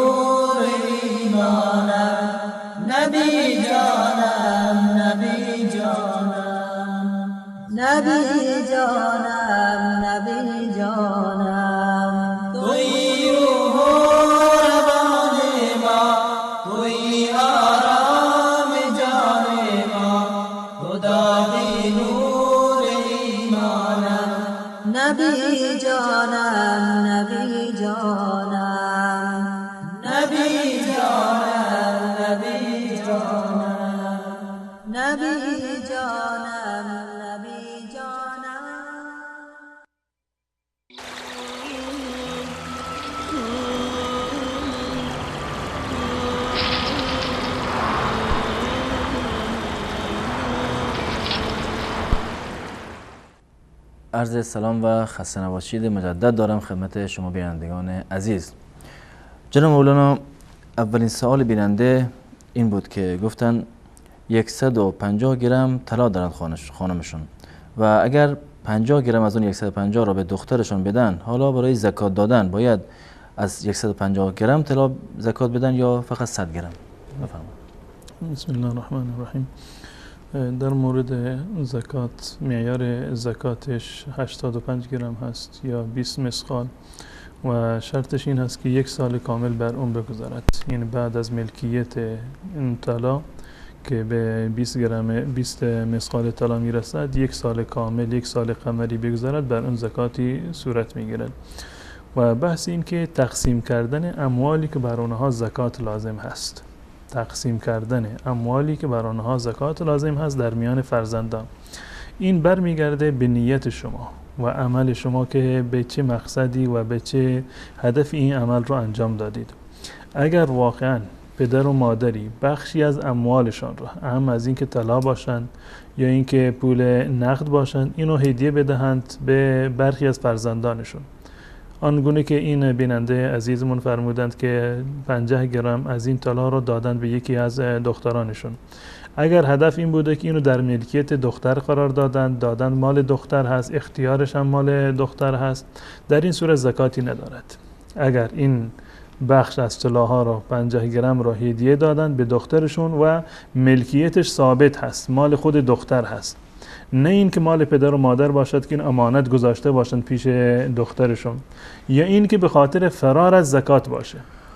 اگر به خاطر فرار از زکات هست، این مال رو نصف کردن به خاطر اینکه زکات ندهید، اینو الله متعال نیت شما رو بهتر میدانه. اما اگر واقعا هدفتون این است که این مال رو بخشیدید به دخترتون، فردا دخترتون عروسی میکند که الله متعال انشاءالله ایشون موفق و سعادتمند بگرداند، این مال هم مال خودش هست و طلا مال خودش هست، در این صورت زکاتی بر آن طلا ثابت نمی شود و لازم نیست و تنها باقی مانده ای را که 100 گرم هست و در اختیار شما هست، اون را زکات بدهید. اما اگر هدف فرار از زکات باشه که اون یک بحث جداگانه هست و یک گناه دیگری هست، باید تمام این مال را زکاتش رو باید پرداخت بکنید. جزاکم الله خیر. آقا فرید پرسیدن که مسافر تا چند روز میتواند نماز قصر بخونه؟ در مورد این که مدت قصر را یا جمع را در واقع تحدیدی صورت بگیره، تعیین بشه در سنت رسول الله صلی الله علیه وسلم، دلیل قوی که مورد اتفاق همه علما باشه چون این دلیلی وجود ندارد. بدین خاطر در میان علما در این زمینه اختلاف نظر وجود دارد.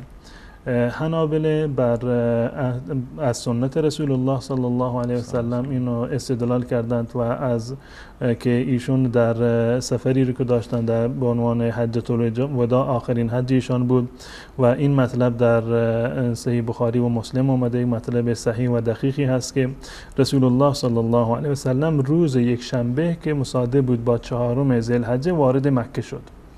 ایشون روز 4شنبه رو اونجا بودند، روز یک شنبه و روز دوشنبه، 3 شنبه و 4 شنبه رو، این 4 روز رو رسول الله صلی الله علیه وسلم در مکه ماندند و در این روز ایشون نماز رو قصر می‌خوندند، یعنی نماز 4 رکعتی رو 2 رکعت می‌خوندند و بعد از آن روز 5 شنبه رفتن به طرف مناسک حج و به منی رفتن.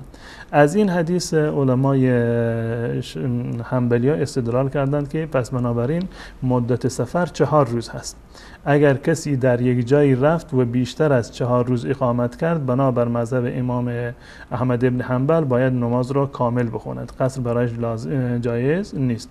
اما اون گونه که از این حدیث فهمیده میشه، گرچه این عملا بیان کرده که رسول الله صلی الله علیه وسلم 4 روز را ماندند و در این 4 روز نماز کامل رو قصر میکردن، اما هیچ دلیلی در این حدیث به این گونه نیامده که اگر بیشتر میماندند چی؟ یا فرموده باشند که هر کسی 4 روز نشست مسافر هست و بیشتر از 4 روز در واقع مقیم است. یک دلالت صریحی باز هم در واقع ندارد. مذهب امام ابو حنیفه رحمت الله علیه در این زمینه این است که 2 هفته هست، یعنی معادل با 15 روز یک شخصی در یک جایی در واقع نیت اقامت رو داشته باشد. اگر کمتر از 2 هفته باشند این مسافر شمرده می شود و بیشتر از 2 هفته باشند این مقیم شمرده می شود. و از نظر دلیلی و دلیل قول اول دقیق تر هست و این دلیل 2 هفته یا 15 روز اینم دلیلی از سنت رسول الله صلی الله علیه و سلم ندارد و یک نوع قیاسی هست در واقع که انجام دادن. اما در مذهب امام احمد بن حنبل در این زمینه دلیلش واقعی هست، یعنی در 4 روز اتفاق افتاده که رسول الله صلی الله علیه و سلم یک جای سکونت کرده باشند در شهر مکه و نماز رو به صورت قصر خوانده باشند. بیشتر از این ثابت نشده از رسول الله صلی الله علیه و سلم. و آن چیزی که واقعا معیار میتونه باشه نظر علامه ابن تیمیه رحمت الله علیه در این زمینه یک نظر وجیهی است. ایشون میفرمایند که اگر وقتی که یک شخصی یک جای نیت اقامت رو داره، نیت کرده که نیت اقامت از در اونجا نشسته، الان دیگه مسافر نیست، در سفر بوده، از سفر برگشته رفته در یک شهری یا اینکه به سفر رفته در یک شهری سکونت کرده و مدتی رو در اونجا اقامت دارد و خودش رو مسافر نمیدوند، پس بنابراین این حکمش این است که مقیم هست و در غیر این صورت مسافر شمرده می شود. اما همان گونه که من عرض کردم در مذهب امام احمد بن حنبل همون 4 روز تعیین شده و در مذهب امام ابو حنیفه رحمت الله علیه 15 روز. جزاکم الله خیر. بیانده بعدی پرسیدن که پیامبر آیا در روز جمعه بعد از ورود مسجد و قبل از نماز جمعه آیا نماز سنت خواندن؟ از شخص رسول الله صلی الله علیه و سلم عملا ثابت نیست که ایشان روز جمعه قبل از نماز جمعه در واقع نمازی رو به عنوان سنت خوانده باشند، زیرا که روش ایشان در آن زمان این گونه بود که به محض این که سیدنا بلال رضی الله تعالی عنه اذان میگفتند ایشون میرفتن بالای منبر. در اون زمان همون یک اذان بود و یک اقامه، اذان سوم که اول گفته میشد به خاطر اعلام وقت هست و این در زمان سیدنا عثمان رضی الله تعالی عنه به خاطر این که مدینه بزرگ شده بود اونجا اذانی گفته میشد در وسط بازار تا اینکه مردم وقت نماز جمعه رو در واقع بدونن. اما در زمان رسول الله صلی الله علیه و سلم 2 اذان بود، یعنی یک اذان و یک اقامه. بعد از اذان متصلا رسول الله صلی الله علیه و سلم بالای منبر میرفتند. اما نقطه‌ای که در اینجا باید به خاطر داشته باشیم این است که در روایات متعددی آمده که رسول الله صلی الله علیه و سلم ما رو ترغیب کردند به این که زود به نماز جمعه برسیم، حتی قبل از وقت مثلا ما بریم در مسجد و در اونجا عبادت بکنیم تا اینکه وقت نماز جمعه فرا میرسد. حدیثی از حضرت ابو هریره رضی الله تعالی عنه که میگه من اغتسل یوم الجمعه ثم اتى المسجد فصلى ما قدر له. این تعبیر رو من میخوام عرض بکنم، فصلى ما قدر له، هر کسی که روز جمعه زود به مسجد برود و هر مقداری که برایش میسر بود و برایش مقدر بود نماز بخواند. از این روایت سیدنا ابو هریره رضی الله تعالی عنه ثابت می شود که تعداد رکعاتی مشخص نیست، یعنی به عنوان سنت قبلیه نماز جمعه تعداد رکعاتی ثابت نیست. برای نمازهای دیگر که روزهای دیگر که نماز ظهر هست 4 رکعت هست، هیچ اختلافی در اون وجودی نداره و مورد اتفاق تمام ائمه و مذاهب اهل سنت و الجماعت است. اما در روز جمعه این روایت اومده که هر کسی روز جمعه به مسجد برود و تا میتواند و تا جایی که برایش میسر و مقدر هست نماز بخواند. پس بنابراین معلوم می شود که سنت قبلیه‌ای که تعداد رکعاتش در روز جمعه مشخص باشد وجود ندارد. هر کسی به هر مقداری که توانست نماز بخواند، یا اینکه قبلا رفته هم تحیت المسجد رو بخواند و هر مقداری که خواست نماز بخواند، یا اینکه در زمانی رفته که مثلا امام بر بالای منبر هست یا وقتی اذان هست اکتفا بکند به همون 2 رکعت نماز تحیت المسجد. نمازی به عنوان سنت قبلیه در روز جمعه وجود ندارد. اما بعد از نماز جمعه 2 روایت هست از رسول الله صلی الله علیه و سلم که در یک روایتی آمده که رسول الله صلی الله علیه و سلم وقتی که به مسجد بعد از نماز جمعه تشریف می‌بردند به منزل خودشون، حدیث عبدالله ابن عمر رضی الله تعالی عنه هست که رسول الله صلی الله علیه و سلم وقتی که در منزل می‌رفتند 2 رکعت می‌خوندند، در مسجد نمازی رو نمی‌خوندند، وقتی که به منزل می‌رسیدند فقط 2 رکعت نماز می‌خوندند. این هست. و روایت دیگر از حضرت ابو هریره رضی الله تعالی عنه است که اذا صلى احدكم الجمعه فليصلي بعدها رکعتین.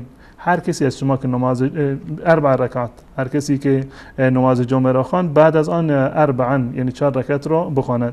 این دو روایت وجود داره، یعنی هم جایز است که شما بعد از نماز جمعه 2 رکعت نماز سنت بخوانید مانند رسول الله که در خانه می رفتند می‌خوندند، یا 4 رکعت اونگونه که در روایت ابو هریره رضی الله تعالی عنه آمده. اما سنت قبلیه که قبل از نماز جمعه باشد وجود ندارد. این بستگی دارد به توان هر انسانی که چه اندازه نماز نفل در واقع بخواند. جزاکم الله خیر. بیننده بعدی پرسیدن در مورد طلاق که گفتن که شوهرم در حالت عصبانی 3 طلاق داده و 4 سال پیش از این قضیه گذشته است. آیا طلاق واقع شده یا نه و بچه دارم هست؟ در مورد عصبانیت علما و فقها تعبیراتی رو دارند و تعریف کردند عصبانیت را که به چه اندازه باشه، به اندازه‌ای که به صورت کامل اختیار انسان از دستش خارج شده باشه. حتی در کتب فقهی احناف این وارد شده که به اندازه‌ای باشه که زمین و آسمان رو از همدیگر تشخیص ندهد، یعنی کاملا کنترل خودش رو از دست داده باشد. در اینجا یک بحثی وجود داره که طلاق کسی که عصبانی باشد در این مرحله برسه که غیر مکلف هست، در حالت عادی نیست، گفتند که طلاقش واقع نمی شود. اما اگر صرفاً بلند کردن صدا باشه و تمام گفتارش و کردارش در اختیار خودش است، به اتفاق علما طلاق در این صورت واقع می شود. و مذاهب اربعه دیدگاهشون در مورد طلاق ثلاثه این است که طلاق واقع می شود. چه طلاق را با یک لفظ بگوید، به زنش بگوید که 3 طلاق هستی و در یک جلسه مثلا 3 بار بگوید که طلاق هستی، در هر دو صورت از دیدگاه ائمه اربعه طلاق واقع می شود. و علامه ابن تیمیه رحمت الله علیه در این زمینه نظر دیگری رو دارند که اگر در یک مجلس باشند معتقد هستند که همان در یک طلاق واقع می شود. 3 طلاق در یک جمله یا 3 طلاق در یک جلسه در زمان رسول الله صلی الله علیه و حدیث صحیح مسلم هست که 1 طلاق شمرده می شود و ابن تیمیه هم نظرش هم این هست. اما تمام مذاهب اربعه نظرش این است که 3 طلاق واقع می شود و نظر بنده هم این است که در طلاق ثلاثه اگر با یک لفظ باشه یا در یک جلسه باشه همون 3 طلاق واقع میشه. تشکر میگم از شما. بیننده بعدی پرسیدن که در منطقهشون بعد از اینکه شخصی وفات میکنه مراسم ختم میگیرن بعد از 3 روز و مردم جمع میشن و خیرات میدن. آیا این کار درسته؟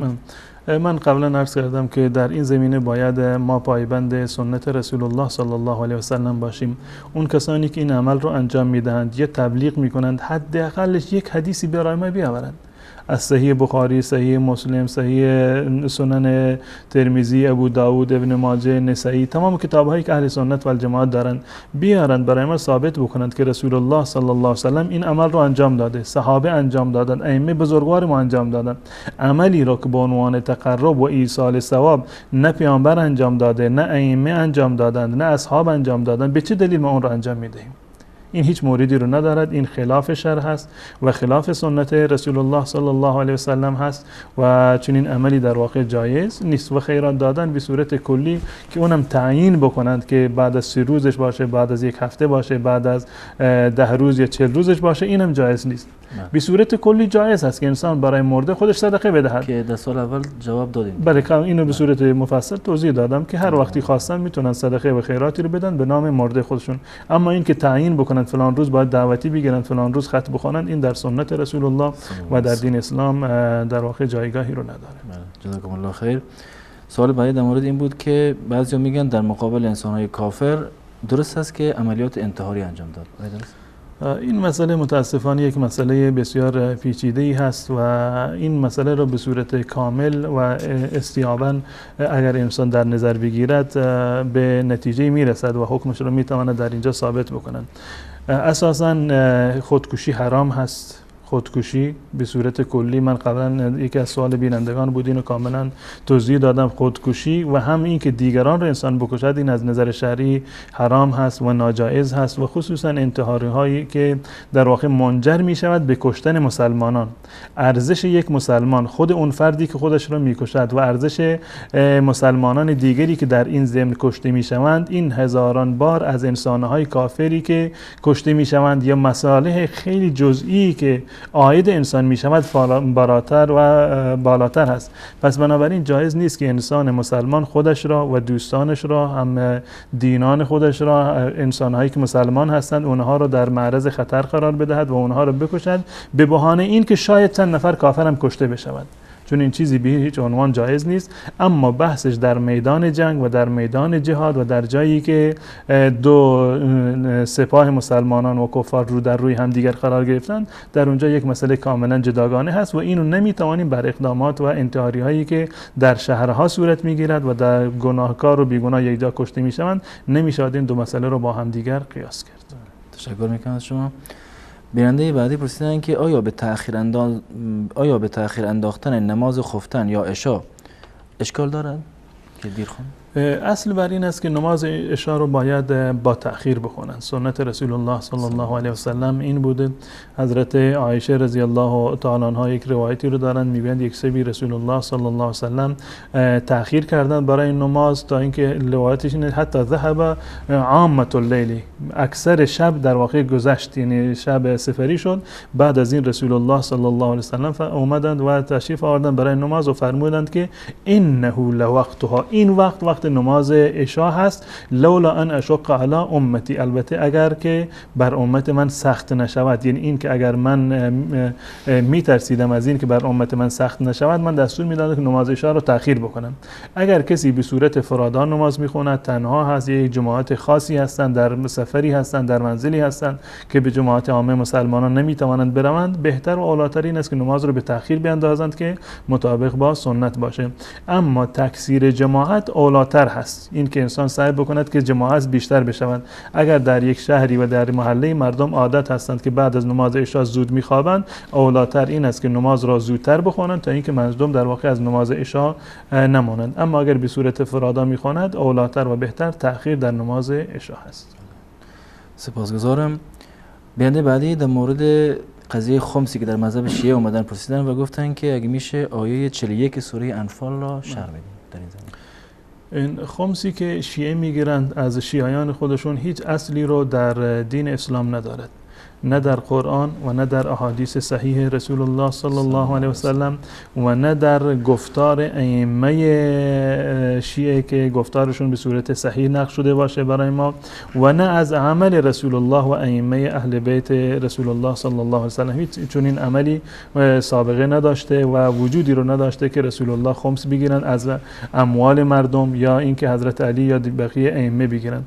در مورد آیه‌ای که در سوره انفال هست و آیه خمس نامیده می شود، تنها آیه‌ای هست که شیعه از آن استدلال می کنند به عنوان این که اموال خمس دارند. منتها این آیه اگر ما حتی ترجمه این آیه را بخونیم، دقیقاً به این نتیجه می رسیم که خمسی که شیعه مورد نظرشون هست، چون این خمسی نه در قرآن هست و نه در سنت رسول الله صلی الله علیه و سلم. الله متعال می فرماید وعلموا انما غنمتم، در آیه 41 سوره انفال، وعلموا انما غنمتم بله غنیمت جنگی هست، یعنی هر چیزی رو که شما غنیمت گرفتید. غنیمت هم یک تعریف خاصی رو داره. غنیمت یعنی مالی که عاید مسلمانان می شود در میدان کارزار و جنگ با کفار. وقتی که کفار شکست میخورن، اموال از اونها باقی میماند، این اموال رو میگن مال غنیمت هست. حکم این اموال رو الله متعال در این آیه و در این سوره بیان کرده که معظم آیات این سوره هم در این در واقع احکام است. میفرماید واعلموا انما غنمتم من شیء فان لله خمسه. و جالب اینجا است که در خود امین آیه که بحث خمس هست، اونم بحث خمس در واقع مال غنیمت هست، مصارف خمس رو هم مشخص کرده. مصارف خمس را که از چه کسی گرفته می شود و به چه کسی داده می شود، از چه کسی گرفته می شود و به چه کسی داده می شود. خمس از اموال کفار هست، اونایی که در جنگ عاید مسلمانان شده، و این خمس به چه کسانی داده بشود؟ میگه فان لله خمسه، این یک پنجمش مال الله هست، وللرسول و مال رسول هست، ولذی القربى مال خویشاوندان رسول الله صلی الله علیه و سلم هست. این سه گروه هستن در اینجا. و بعد از آن میفرماید والیتامی والمساکین و ابن السبیل، مال یتاما هست، مال مساکین هست، مال مسافران هست. اگر واقعا این آیه میتونه دلیلی باشه برای این که علمای شیعه از شیعه خمس بگیرن، این خمس رو بگیرن. هیچ حرفی ما نداریم. خمس بگیرند اگر زیاد اصرار دارن. اولا که این مال غنیمت هست و نباید بگیرند، فقط از مال غنیمت گرفته میشه. دوما بالفرض و المحال که ما قبول بکنیم که این آیه درباره خمس اموال هست نه خمس غنیمت، خب این خمس رو همون گونه که خدا گفته همون گونه شما تقسیم بکنید. خمس رو بگیرید از شیعیان، این مال الله باشه و مال رسول الله باشه. این اختیارش مال الله و مال رسول هست. الله و رسول چی گفتن، چگونه عمل کردن، اینو الله و رسول اینو تقسیمش کردن، اینو دادن به ذوی القربا، خویشاوندان رسول الله صلی الله علیه و سلم که صدقه و زکات برای اونها حرام هست، برای یتاما هست، برای یتیمانی که و بیوه‌زنانی که در جامعه ما وجود دارند، و همچنین مال مساکین، فقرا و تهیدستان هست و ابن السبیل و انسان‌های مسافر هست. الان سوال این است که آیه خمسی که از شیعیان گرفته می شود به استدلال از این آیه همون گونه که این آیه فرموده، آیا این همون گونه تقسیم میکنن؟ ببینیم که این گونه تقسیم نمیکنن. نه این مال رو از اون اموالی که الله گفته میگیرن و نه در آن راهی که الله متعال گفته که مصرف بکنن در اون راه هم مصرف نمیکنن. اضافه بر این در روایات اهل تشیع و در روایات حدیثیشون ما فراوان داریم که ائمه اهل بیت گفتند که ما خمس را بر شیعیان خودمون معاف کردیم.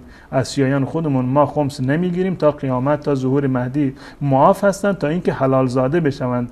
و علت این که بارها ما میشنویم میگن که اهل سنت حرام زاده هستند بدین خاطر که میگن مال خمس رو میخونند، خمس رو پرداخت نمیکنند، اما شیعیان را ائمه و این مال را خمس رو به اونها بخشیدن به خاطر اینکه حلال زاده بشن. پس بنابراین نه دلیلی در قرآن دارد و نه در سنت و عمل و سیره رسول الله و نه در گفتار ائمه و عمل ائمه اهل بیت.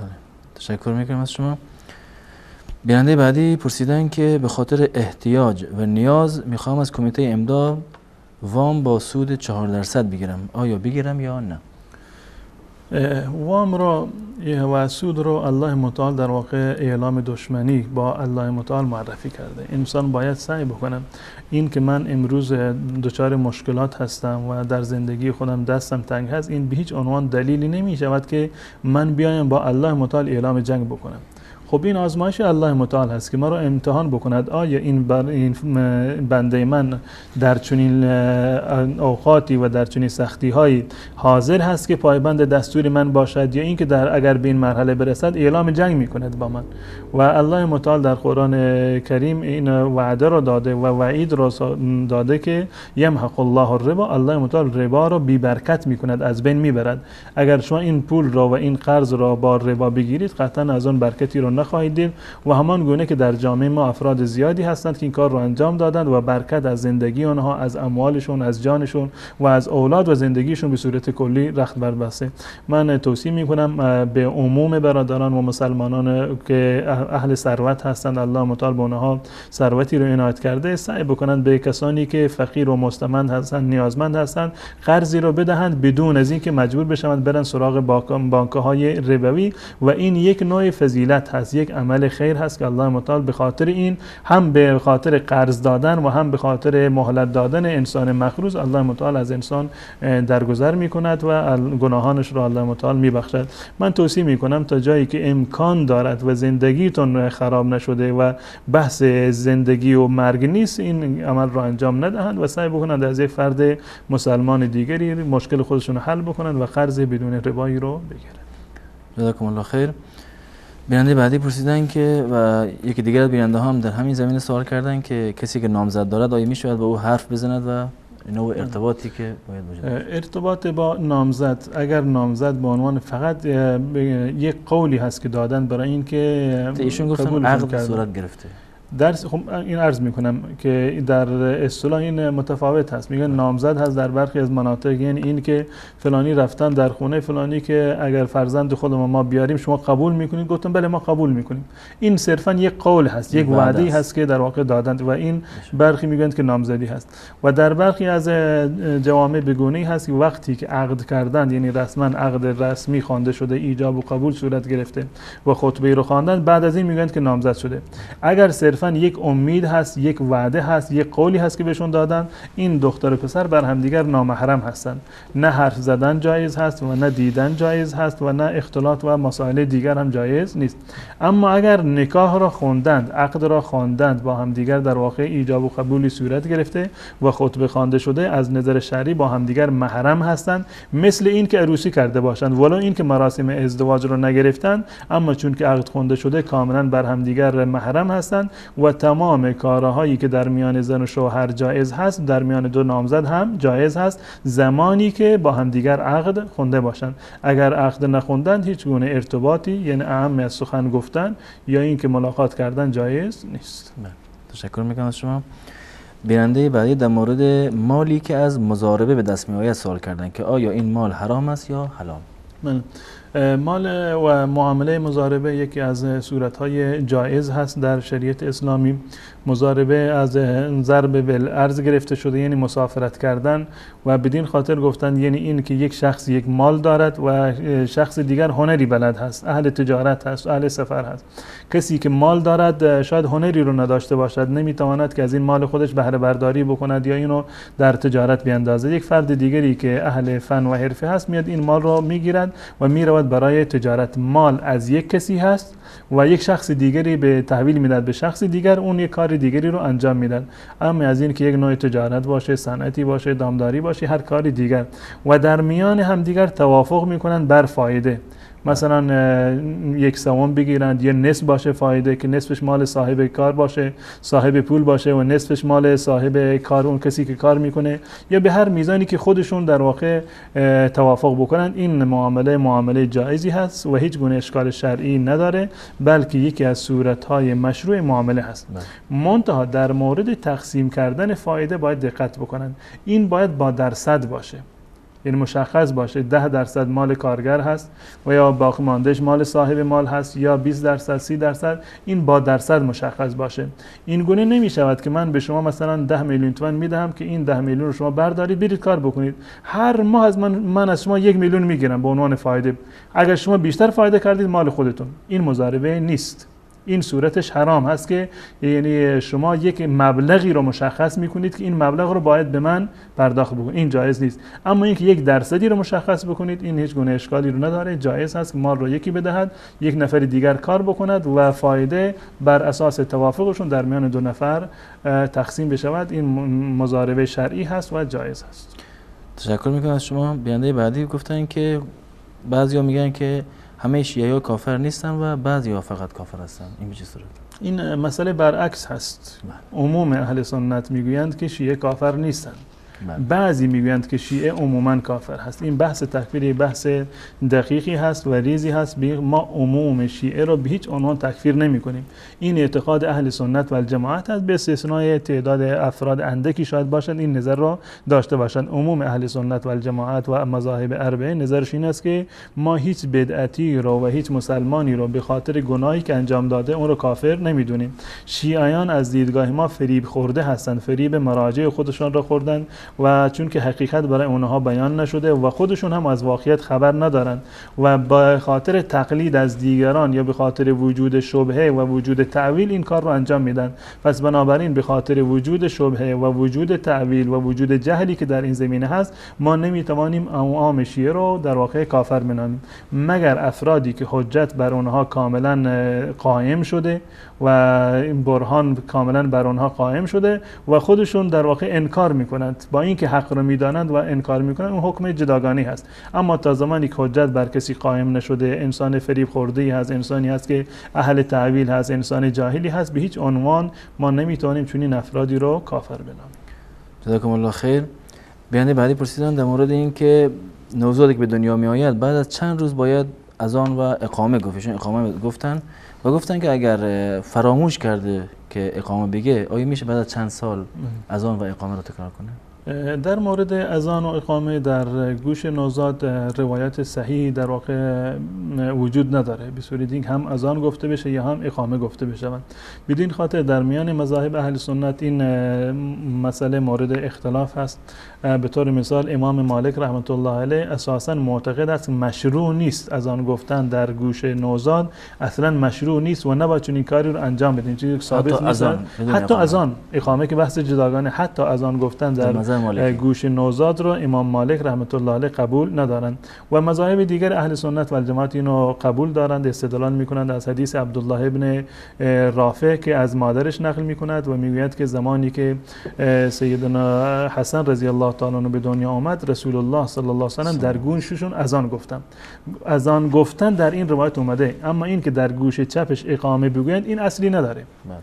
اقامه گفتن در گوش چپ برای نوزاد این هیچ گونه اصلی رو نداره، گذشته از این که حتی خود اذان رو هم تمام مذاهب اهل سنت و الجماعت اینو قبول ندارند. این یک نوع مستحب هست، یه نهایتش بگیم اگر ثابت باشه از عمل رسول الله صلی الله علیه و سلم فقط اذان گفتن ثابت هست و اقامه گفتن ثابت نیست و این وقتش همون بعد از تولد هست، در روزهای اوله تولد و اگر نگفتن هیچ گونه اشکالی نداره و لازم نیست که بعدها وقتی که بزرگ شد در گوشش اذان یا اقامه گفته بشه که اقامه عرض کردم که اساساً بیج عنوان ثابت نیست. اما نام گذاشتن نوزاد یا اینکه ختنه کردنش یا عقیقه کردن، 2 گوسفند کشتن برای پسر و 1 گوسفند برای دختر، اینها سنت هست که در روز هفتم انجام بگیرند. در روز هفتم سر نوزاد تراشیده بشود و سنت هست که به اندازه وزن موی سر نوزاد نقره یا طلایی رو صدقه بدهند و در همان روز اسم رو برایش تعیین بکنند و همچنین عقیقه رو برایش ذبح بکنند. اما اگر به تأخیرم افتاد یا زودتر این کار رو کردن بازم جایز هست و اشکال شرعی ندارد. تشکر میکنم از شما. بیننده بعدی پرسیدن که آیا در زمان پیامبر 4 مذهب وجود داشت و سوال بعدیشون در مورد این بود که آیا تغییر مذهب از مذهب دیگر درست است؟ پیدایش مذاهب اهل سنت و جماعت و تمامی مذاهب اینها زایده اجتهادات علما و مفسرین هست. حتی در زمان خود رسول الله صلی الله علیه و سلم این دیدگاه ها وجود داشته و این دیدگاه هایی که در مذاهب اربعه هست تمام اینها یا این عرض بکنم اکثرشون اصل در گفتار رسول الله صلی الله علیه و سلم دارد. هر 4 مذهب اهل سنت و جماعت در اصول کلی با همدیگر برابر هستند، یعنی استدلال از قرآن و از سنت رسول الله و از اجماع، بعد از آن از قیاس. این 4 اصل رو همه مذاهب اهل سنت و جماعت هست، منتها برداشتشون از یک آیه یا از یک حدیث چه بسا که این متفاوت باشه. این اختلاف دیدگاه در زمان رسول الله صلی الله علیه و سلم وجود داشته و در زمان اصحاب رسول الله صلی الله علیه و سلم و این تمام اینها در دایره خود اسلام هست و یک نوع رحمتی هست برای عموم مسلمانان که به هر عالمی و به هر امامی که معتقد هستند و اون رو اعلم میدونن میتونن از اون در واقع تقلید بکنند یا حرف اون رو اتباع بکنند و از اون پیروی بکنند. مذاهب در زمان رسول الله صلی الله علیه و سلم وجودی نداشته. اولین امام که امام در واقع ابو حنیفه رحمت الله در سال 80 به دنیا اومدن و 150 از دنیا رفتن و خود این مذاهب به صورت اینکه شکل گرفته باشند در قرن 4 و 5 در واقع به صورت اینکه یک مدرسه فقهی در بیان در واقع در اومدن، گرچه ائمهشون قبلا بودند، اصول استنباط و روش استدلالشون این در واقع قبلا بوده. پس بنابراین تعصب داشتن روی مذهب یا روی قول یک امام این یک چیز قابل توجیهی نیست و انسان باید تابع قول خدا و رسول باشه. آن چیزی که در قرآن صراحتا اومده یا در احادیث رسول الله صلی الله علیه و سلم اومده و ثابت هست، صحیح هست از رسول الله صلی الله علیه و سلم، اینو باید قبول کرد ولو این که خلاف مذهب باشد. اگر من به عنوان یک محقق یا به عنوان یک فرد عامی که به یک عالم اعتماد دارم به این نتیجه رسیدم که این قول و این نظر در مذهب من که قول فلان عالم هست این خلاف قرآن هست یا خلاف سنت رسول الله صلی الله علیه و سلم هست، این اتباع از مذهب نیست که ما قرآن و سنت رو رها بکنیم قول اون عالم رو بگیریم. حتی امام ابو حنیفه و بقیه ائمه بزرگوار ما، امام شافعی، احمد بن حنبل و بقیه گفتند که اذا صح الحديث فهو مذهبی، زمانی که حدیث صحیح شد مذهب من هست. اما امکان دارد که برخی از احادیث صحیح به برخی از ائمه نرسیده باشند و بر اساس این که این حدیث صحیح بهش نرسیده باشه یک فتوایی رو داده و احیانا مثلا وقتی که این حدیث میرسیده نظر خودش عوض میکرده، مانند امام شافعی رحمت الله علیه که مذهب قدیم و جدیدش اول یک فتوایی رو داده، بعد از این متوجه شد که فتوا من اشتباه است، از اون قول خودشون برگشتن و این در تمام مذاهب و در میان تمام مجتهدین این وجود داره. و پس بنابراین تغییر مذهب یا تغییر یک ایده‌ای که از این مذهب به مذهب دیگر باشد و از یک امامی یا از یک عالمی تقلید بکند یا اتباع بکند، این هیچ گونه ممانعت شرعی نداره. جایز است وقتی که انسان به یک عقیده رسید، باوری رسید، جایز است که خلاف مذهب خودش هم بر آن عمل بکند. جزاکم الله خیر. بیننده بعدی پرسیدن که یعنی خواهری بودن گفتن که خوابهای مرده میبینم و خوابهای ترسناک میبینم، خیلی میترسم، چه کار کنم؟ بله، من عرض میکنم که چه بسا انسانهایی که تازه به تقوا رسیدند و توبه کردند، این یک نوع حملاتی باشه از جانب شیطان تا اینکه اونها رو متزلزل بکنه. قبلا که انسان در عملا هم در جامعه ما در واقع رسم هست یا اینجا افتاده که میگن مورچه جایی میرود که چربی وجود داشته باشه، دوز هم جایی میره که امید ثروتی رو داشته باشه، به خانه خالی هیچ وقت در واقع مورد سرقت قرار نمیگیره. کسی که ایمان دارد، اهل تقوا هست، این وساوس شیطانی و حملات شیطان و راهکارها و ترفندهای شیطانی قطعا بیشتر خواهد بود. پس بنابراین انسان باید سعی بکند که در چنین موارد بیشتر پایبندی بکند بر نماز خودش، بر روزه خودش، بر اذکار و اوراد و خصوصا در هنگامی که میخوابد ایشون سعی بکنند که آیت الکرسی را یا به قول معروف چهال خور را، قل یا ایها الکافرون را، قل هو الله احد، قل اعوذ برب الفلق و قل اعوذ برب الناس و ادعیه‌ای که وجود داره اینها رو بخونن، ان شاءالله که بتونند خواب راحتی رو هم داشته باشند ان شاءالله. سپاسگزارم. آقا حسین از ماکو پرسیدن در مورد سوره مائده آیه 54 که گفتن علی در رکوع زکات داده. این به هیچ عنوان ثابت نیست که سیدنا علی رضی الله تعالی عنه و نه علی و نه کسی دیگری در رکوع در واقع زکات داده باشه. زکات نماز خودش یک امر جداگانه هست و یک کیفیت جداگانه رو داره. زکات دادن یا حتی از دیدگاه شیعه و سنی عمل کثیر در نماز موجب شکسته شدن نماز می شود و عملا چنین اتفاقی نیفتاده از نظر تاریخی و از نظر سندی در روایات. وقتی که ما بررسی میکنیم چنین مطلبی به صورت کلی صحت ندارد و این به هیچ عنوان نمیتواند که دلیلی بر امامت سیدنا علی رضی الله تعالی عنه باشه، زیرا که این چنین چیزی ثابت نیست. و این مطلبی که در این آیه آمده که و یؤتون الزکات و هم راکعون، این واو حالیه هست و جمله هم راکعون بعدش حال واقع می شود و این رکوع در واقع به معنی خشوع هست، به معنی فروتنی هست. این کسانی که نماز میخوانند و اقامه زکات رو میدهند، تمام اینها همراه با خشوع و همراه با در واقع امید ثواب از الله متعال است. بله، جزاکم الله خیر. بیننده بعدی در مورد این پرسیدن که فرزندشون بیماری تالاسمی دارن و الان از طریق آزمایش‌ها مشخص میشه که فرزندی که در شکم هست، یعنی جنین هم، آیا ناقل این بیماری هست یا نه. حالا آیا این اجازه دارد که سقط، یعنی قبل از تولد سقط بکنه و اگر این کار انجام داده باشه چه حکمی داره؟ به خاطر ضیق وقت من عرض میکنم که سقط فقط در دو حالت جایز هست و لا غیر. در صورتی که وجود جنین در شکم مادر به معنی تمام شدن عمر مادر باشه، یعنی ضرری برای صحت و سلامتی یا حیات مادر داشته باشد، در این صورت جایز هست که ما فرزند را، جنین را فدای مادر بکنیم، نه اینکه مادر فدای جنین بشود. این یک مورد. و مورد دیگر این که جنین در شکم مادر مرده باشد. در این دو مورد سخت کردن جایز هست. غیر از این موارد هرچی باشند، به هر دلیلی باشد، سخت کردن جایز نیست. به دلیل اینکه اطباء و پزشکان گفتند که نقص عضو دارد یا ناقص به دنیا میاد یا تالاسمی دارد یا هر موردی دیگر باشد، این در واقع به هیچ عنوان وجاهت شرعی ندارد و جایز نیست.